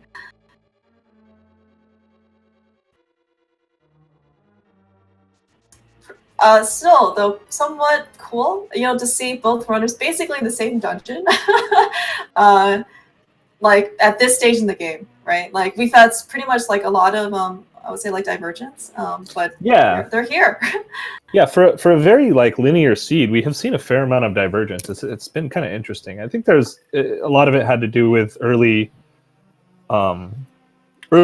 conservative plays that Furaime made that led to making gambles later, in either direction by either going to fight Armos Knights or trying to skip something else along the way that led to like this kind of divergence early on. But yeah, oh man, so I actually see a little bit of difference here in terms of the torches. Kappa picking up the hookshot from Spike Cable does it, the more probably traditional, more familiar way, right, of hooking off the torches in order to get out of the room faster. Furaime, I mean, heads up for him, remembering that he doesn't have the hookshot, has to kind of do things a little bit longer. The developer intended way. How's that? Right, exactly. I do appreciate both runners decided to do. Oh no, I guess they went left first. Never mind. But yeah, Kappa, so, go ahead. oh no, I was just gonna say Kappa looks like he actually had a pretty reasonable time in the Chomps room. That room has ended many a run and dungeon discovery for many runners. Yeah, that's one of those rooms that I love seeing good runners make it look easy. Yeah, just like Furaime did. Very, very clean. Chomps did, cooperate a bit for him, but in order to do that room well, he managed to take the I-beams, right, I-frames, out of the switches and get to the chest. Yeah, so far Kappa's routing through this dungeon has been very smooth, just kind of grabbing the key and popping through the door like immediately, things like that. So. But Furaime as well. And once you have the boots, there's a lot more movement tech that looks really nice. Yeah, so especially if you've kind of run the more vanilla or casual game or NMG type of categories, right? You definitely have the boots at this point. A lot of your movement muscle memory is definitely going to be using those boots.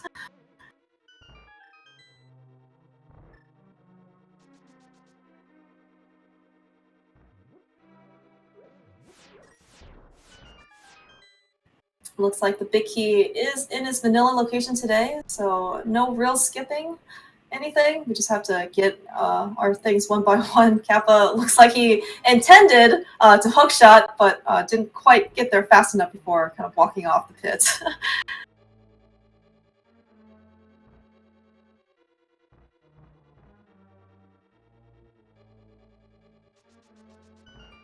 Alright, looks like Furaime is actually opting to open up the big chest. Yeah, and so this is actually a pretty common also strategy that the people do is if you're one item away from go mode, it's actually faster to go check the big chest, and if your item's there, great, you're done. Otherwise, you can always come back here from Mimic Cave. So it's not that he forgot. Did Kappa skip the big chest here? No, he ended up getting it as well. It was a green 20. Mm-hmm. It was for both of them. Okay. Yeah. I was curious because I was wondering if it was ended up being a sword or something for Kappa. That would have been nice, but I think at this point we know it's actually the other armor upgrade because we did get a chance because when we dropped down to the Lost Woods area, the Thieves Hideout, we saw that it was the bow, and we know that Kappa's still missing swords, so we know that these 20s have to be armors. Right. Yeah, I think they might have run out of health at this point because at some point I think 16 heart pieces and then there's 8 more that turn into green 20s and something like that. Yeah, they're capped at 14 hearts.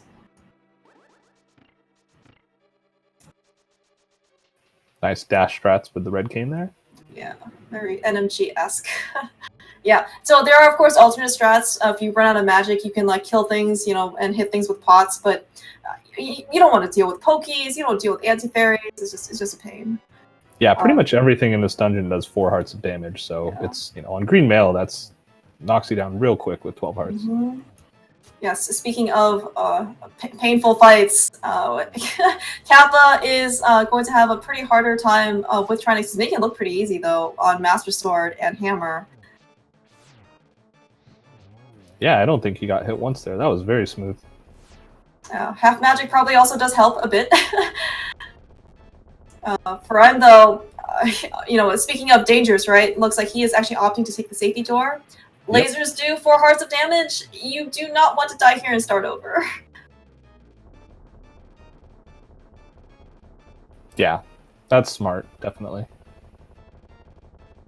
Yeah, so because like what unfortunate thing can happen is you hit. So if you're on like 5 hearts even, you can't. What can happen is you can get hit by the laser, and the laser like bumps you off the ledge, and then you die because you have to take the fall damage as well as the laser damage, and it's just a bad time.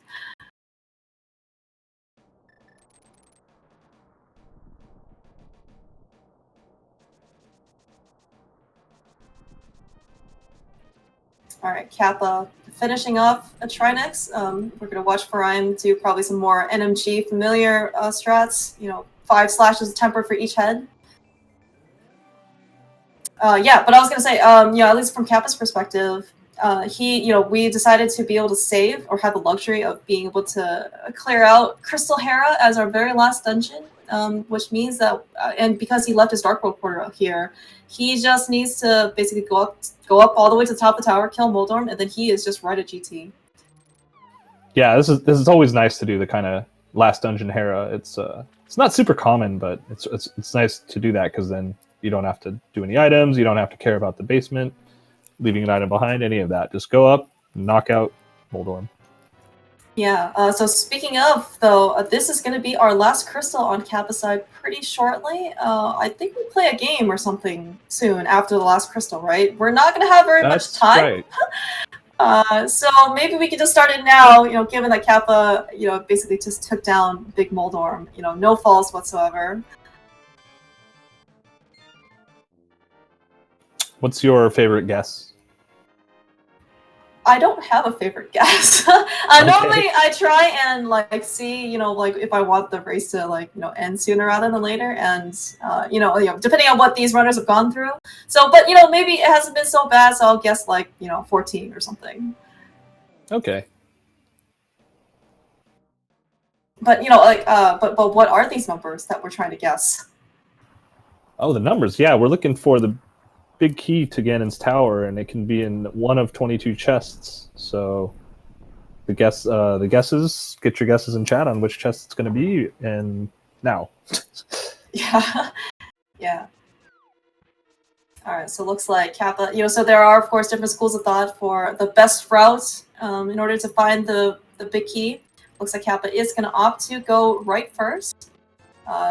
So, all right. So there's a lot of 20s here that aren't swords. So what normally happens is a common approach is if you see a small key on the right side, then you just keep going. Otherwise, we're going left. Yeah, I think from here he'll take it full left into Ice Armos, most likely. We're all a slightly different way up the tower on Furaime's side. Unfortunately, again, with no hookshot, unfortunately, we can't do Harapot on Furaime's side, so we're going to have to kind of climb this dungeon the old-fashioned way.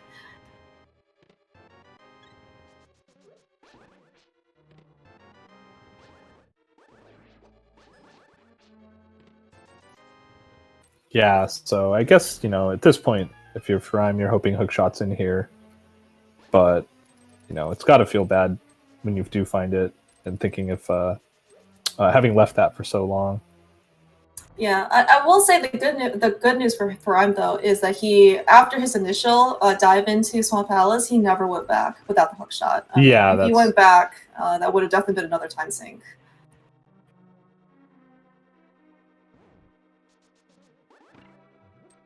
Those Kadongos, though, really didn't want for him to go through, but Furaime did a pretty, good maneuver and actually bonked right over the fireballs.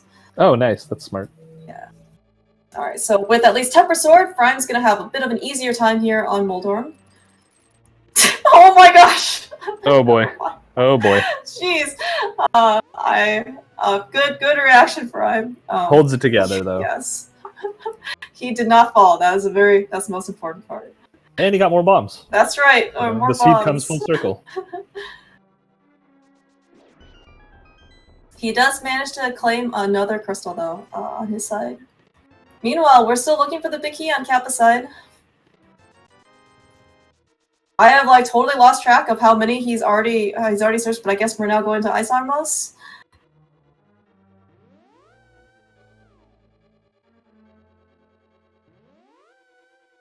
That was 15, I think. Or did I? 15. That right? That might be correct. Because we're missing. Yeah. So from 20. And then 4, and then 5, 9, 13. That was 13. Okay. Oh right, because there's one more here. Yeah. All right. So doing math live. Yeah, that's right. You know, multiple people have advised commentators to not do math on stream. I understand why. Oh, and look, it was 14. It so was 14. Congratulations. Oh wait, I didn't put anything in chat. Oh, you didn't put it in the chat. No. Well, you know what? Heard you. Yeah, Mobius Phoenix can take my place as the winner of today's guessing game.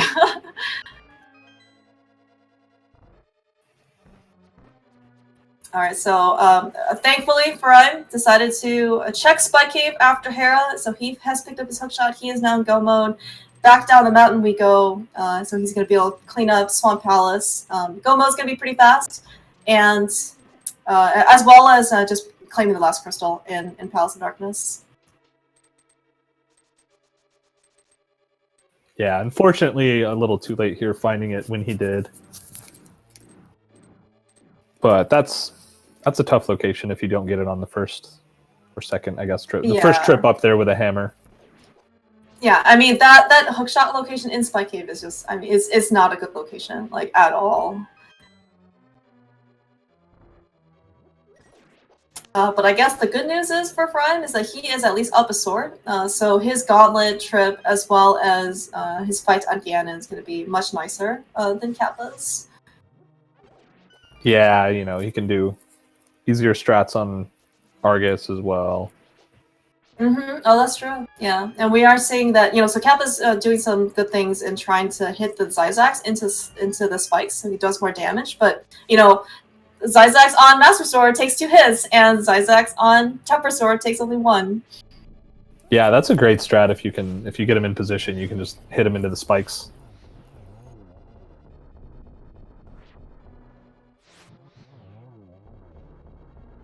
Half magic basically makes lots of fights very straightforward. You can see that, you know, with even missing some fire rod shots, Kappa, you know, has got more than enough magic to spare for this room and beyond.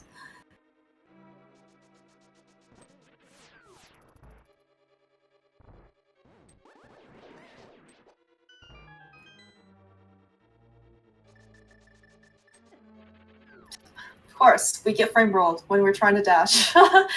Never a really pleasant room to ever dash through, but it looks like at least Kappa managed to make it. Yeah, that room, I don't know. They always seem to just get you. They always just seem to get you, like, you know, especially when you're kind of trying to rush. Yeah, and if you're just casually playing it, you know, it's like, oh, you're fine, just come on through, but...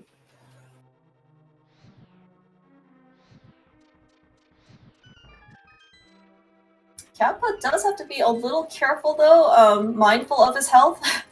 Looks like he is still going to search for that sword, very understandably so. We got the zero-cycle poke dash. Oh, Argus nice. Furaime. On Furaime's side. Very difficult. Great strat. Yeah, high-level execution, for sure. It does require a little bit of cooperation from Argus, of course, you know, because, for example, if he kind of just, like, rushes through you, it's very difficult to kind of react to that, but really nice fight on Furaime's side. I think I said poke dash. I meant dash poke, I think. I'm not even sure of the terminology. It's just something I call it. It is, it definitely shows Furaime's, you know, very high-level executioner. Pretty good at this game.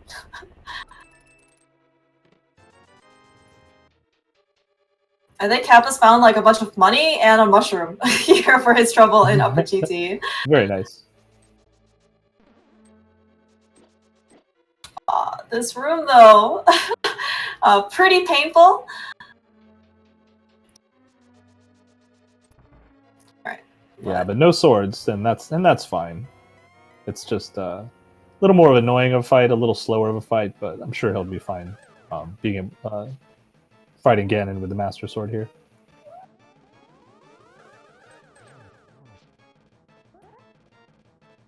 All right, I think we counted 1 hit so far, and then 2. 2, so it looks like probably just 1 more. Yeah. Not like super unfriendly patterns, but not also super friendly patterns. So, you know, but at this stage, I think Kappa can probably take like 10 cycles or 20 cycles if he really wanted to. All right, so we are, so Kappa's definitely not out of the woods yet. Remember, we still are on Master Sword. The Master Sword, Ganon, is more of an endurance battle than anything else. He does have potions. I think he has at least 1 blue, right? Which he most likely will use. Yeah, if you have the cape here too, if Ganon gets himself into a corner, this fight becomes a whole heck of a lot easier. But there's definitely strategies you can do with the red cane to speed it up by leaning into the block and completely removing the recoil and allowing you to get double spins in the first 2 phases. Yeah, and we're kind of seeing the power of the recoil, right, of the sword. At least in the first couple spins, right, you go really, really far. Yeah, and you have to kind of go, walk back. It's probably not even worth dashing. And we did see a couple of times, right, where we managed to kind of nestle ourselves into a corner, and so we didn't have as much knockback. But like just like here, we don't really have that luxury. Yeah, so he's opting for the safe, patient strategy here, where you just get, 4 hits per cycle, essentially. So you just get 3 cycles in this phase.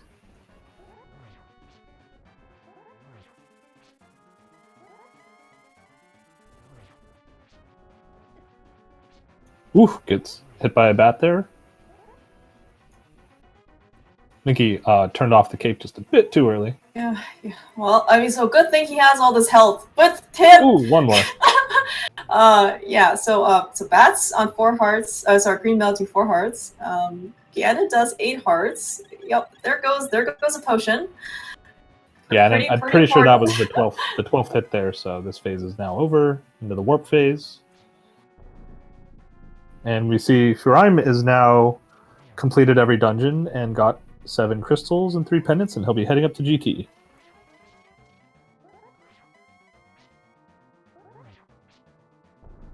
Yes, certainly, at least for Kappa here. Past phases 1 and 2 is definitely the most dangerous phases are done. Now it's just another 24 spins. Yeah.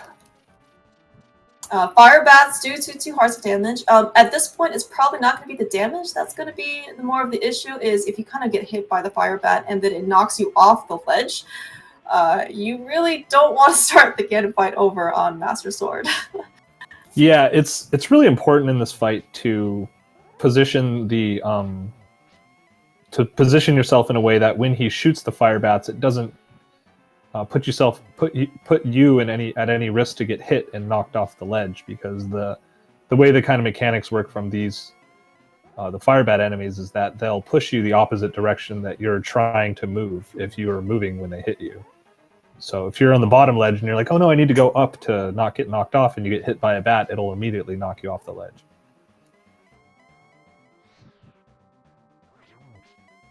All right, Kappa does get Torch Glitch. Certainly really nice to have. Not only does it save you kind of some time, not just but it also does let you, kind of get in your triple spins before you have to keep lighting the torch again.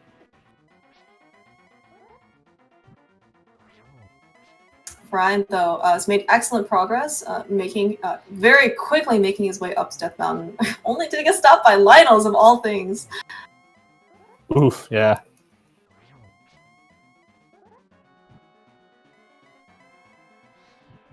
All right, so I want to say that Furaime also goes right starting out, so most likely, because we didn't see a small key on the right side, we're going to see a very similar GT routing.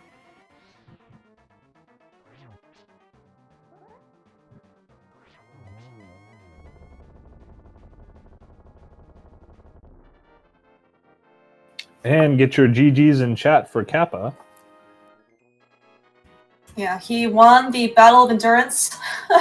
So many swordsmen, so many slashes. It looks like Kappa will finish first place in our race today in this series. Let's see if we can get official time. 1 hour, 42 minutes, and 45 seconds.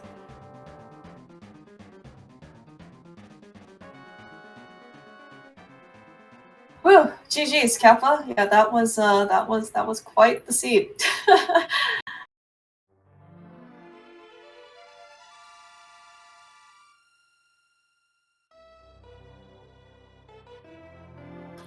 GG's, Kappa. GG's. GG's.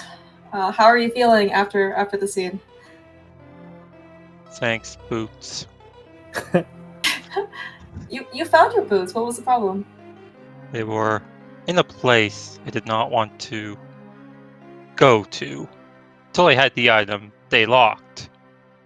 And even then, I still wouldn't have wanted to go there.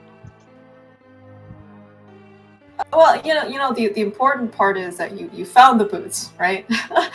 We might have gotten an indication that you did not want to go into Pendant Thieves Town, given that that was like your absolute dead last place that you went after everything else. Well, yes. I was like, well, okay, there's still the Mere, there's Graveyard Ledge. I haven't done Skull Woods. There's always something in front of Skull Woods. And I have a sword, so it's a bit better now, but nope, it just it's Pendant Thieves Town. Like it always is. Well, so then you know better for next time, right? Yeah, I'm gonna go there and it'll be empty. Was there I was wondering at some point, like later in the seed, was there any point where you were nervous your opponent might have gone in and done all of Thieves Town early? I mean, at some point was pretty much from 20 minutes in, yeah, say. As soon as I found it, I was like, okay, I think I'm done for with this Boots location. Well, I had a cane, I could have beaten blind, but it's like, eh. Because Hammer could lock checks, most of the remaining checks in there. Yeah, sounds like you had a pretty good grasp also, just in terms of the seed's logic, right? Because you sequence broke up the mountain without the lamp, and then I assume that kind of helped you narrow down where the flute could be. Oh Because that was your yeah, goal mode, right? yeah, that was pretty much. Okay, well, it's a lamp on the mountain. It's got to be off the mountain. And okay, here's Harrow. I don't want to do Harrow. Hey, here's hookshot. And now there are only like 6 checks left. Yeah, I guess I'm also curious. Did you have kind of like a strategy going into the seed? So one of the things that we, I guess, at least we observed from watching, you and Furaime side by side. For example, like in the light world, looks like you were actually pretty aggressive, maybe with your checks. Like when you guys got the flippers, looks like you just went to go visit Zora like immediately. Like you didn't do like Ice Rod Cave or like Hobo initially. And then when you got to, and then you went into Dark World as opposed to like Eastern Palace or something like that.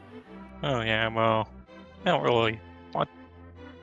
really have to go to Ice Rod Cave if I have the flippers. I can get there from Sanctuary, and I did later, so wasn't really a concern. I had all the money in the world, so why not just go there now? And I don't like doing Hobo, but thankfully it routed itself in. Yeah, that was a pretty good routing that you were able to go the way you did, since you had to swim across to the pod area anyway. Yeah. I mean, at the point of the game you were in, you didn't. Turns out you didn't actually have to do that, but Yeah. At the time, you didn't know.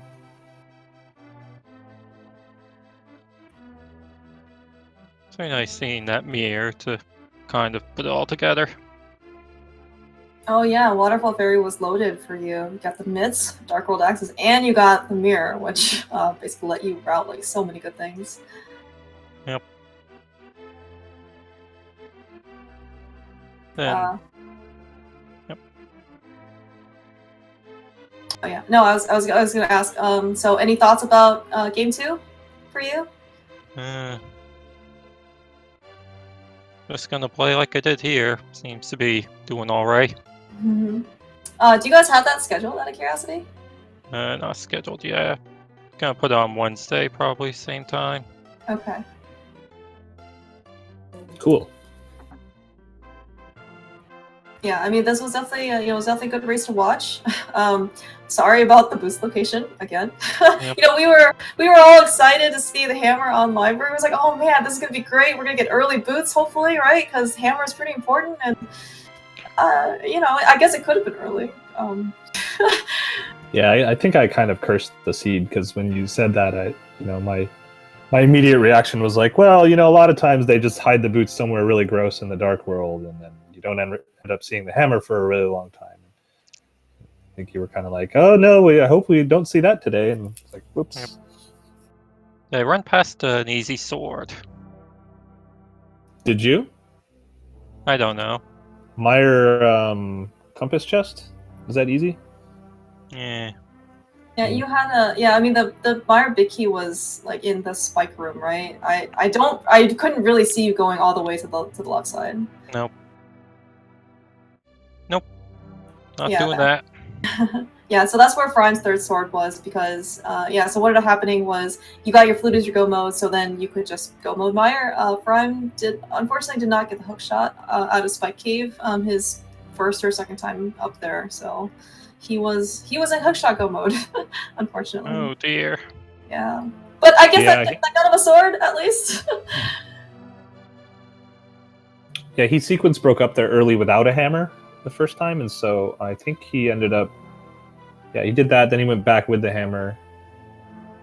But without Quake, because you have to get the cape up there. And so the third time he went up, he did TR and then left.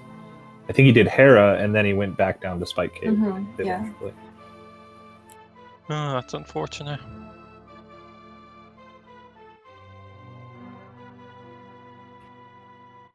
Yeah, but other than that, Looks like Furaime's on the Ganon fight here now too. yeah, So pretty. looks like he decided to finish out the seed. Yeah, no, I'm really happy to see that. Brian looks like he actually Definitely. had like a pretty good gauntlet. All things considered, like I mean, the fact that he's here again and now got here pretty quick. Yeah, I think he was like just entering. I think when Kappa was dropping into Ganon, or about that time. I think. Mm-hmm. Yeah, we actually and you see quite the difference of Ganon fights here between Kappa's Master Sword and using the Temper Sword here to fight bases 1 and 2. Yes. Amazing. 2 seed, MS Ganon. Or deactivate the cape before I get to the corner. Oh yeah, I noticed that you got knocked back and then ended up getting an extra cycle out of it. So. Yep. Always fun. Yeah, and of course, unlike your phase 4 where you needed 24 hits, Brian looks like he just only needs, at least at this point, like 10 more or something.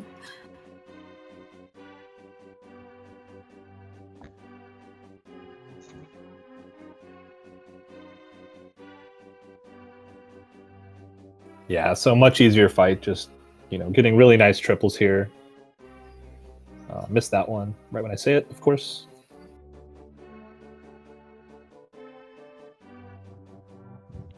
So anything that you're hoping for in C2, Kappa? I guess something like this. I'll be mad about it later, but seems to work out well in the moment. Well, win is a win, right? Yep. All right. So speaking of, Furaime has defeated Ganon. A very very fast fight. Get your GGs out in chat for Furaime finishing second place. Let's see if this is the official time.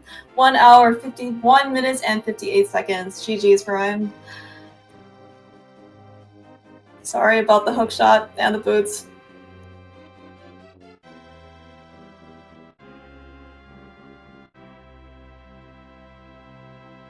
Yeah, certainly, hopefully, that you guys will find earlier boots than you did, not in a terrible location like they were here today for you.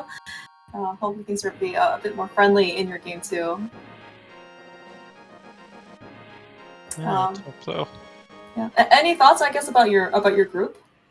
Because it's who's left? Did you say Aussie and who's the fourth Aussie and person? Scrub Casual. Scrub Casual. Okay. Yeah. Any thoughts about that? Ooh, it's a very mean group.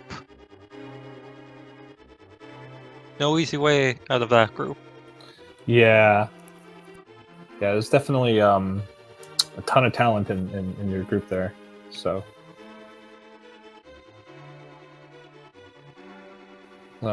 yeah, it seems like, you know, different comments about how the groups were seeded based on rankings in the qualifiers, and I think some of the things I've heard I really like are the qualifiers were definitely a good way to pick 128 runners that are, you know, worthy of racing in the tournament, and then, you know, ranking them is kind of has a lot more variance based on how it was done. You know, the top runners are definitely at the top, and some of them might have had 1 or 2 bad seeds in a qualifier that pushed them down to like a lower seed in the actual group stage. But either way, it all makes for, you know, really good racing, really good games, really enjoyable tournaments so far. Yep. Yeah, your group is certainly, I would say, on the harder side. You know, they're definitely, you know, no group is easy, in my opinion. But you know, there's certainly going to be some more stacked groups than others. This one's probably no exception. Oh yeah. No free games ever Nope. at this level. Yeah, definitely looking forward to game 2. Yeah, definitely. Yep. Have the, well, I was going to ask if you know about the other runners in your group, but I guess. No, Yeah. yeah, I don't think they've done anything yet. Yeah, cool. Any final thoughts from you, Kappa? Nope. Glad that bird, when I got the quake, didn't kill me. That was another yeah. gameplay moment. You and Furaime both. Furaime also had a bit of a run-in. Yep.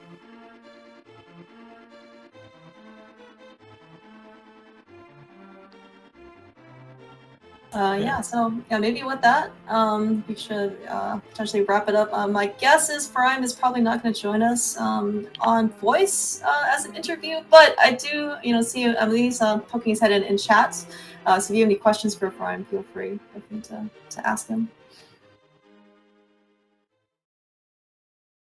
Any final thoughts from you, Homemade Beer?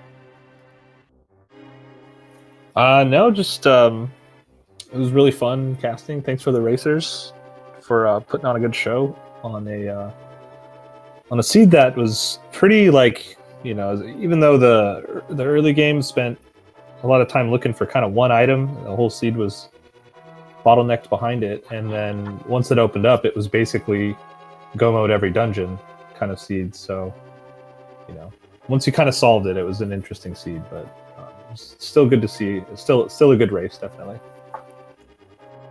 Oh yeah, no, that was definitely, you know, we got to, this race definitely showcased two, you know, very, very excellent runners. Always a pleasure to be able to cast for these very talented people.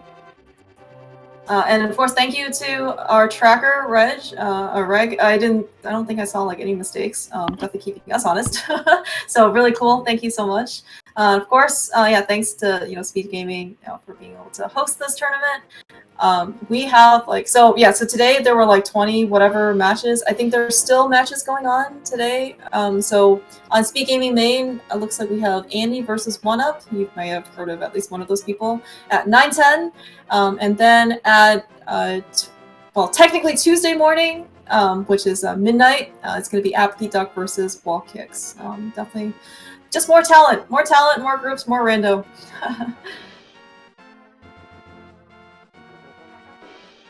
It's going to be pretty much like this for like the rest of like the 3 weeks for groups, and then once groups are done, it's going to be straight into brackets.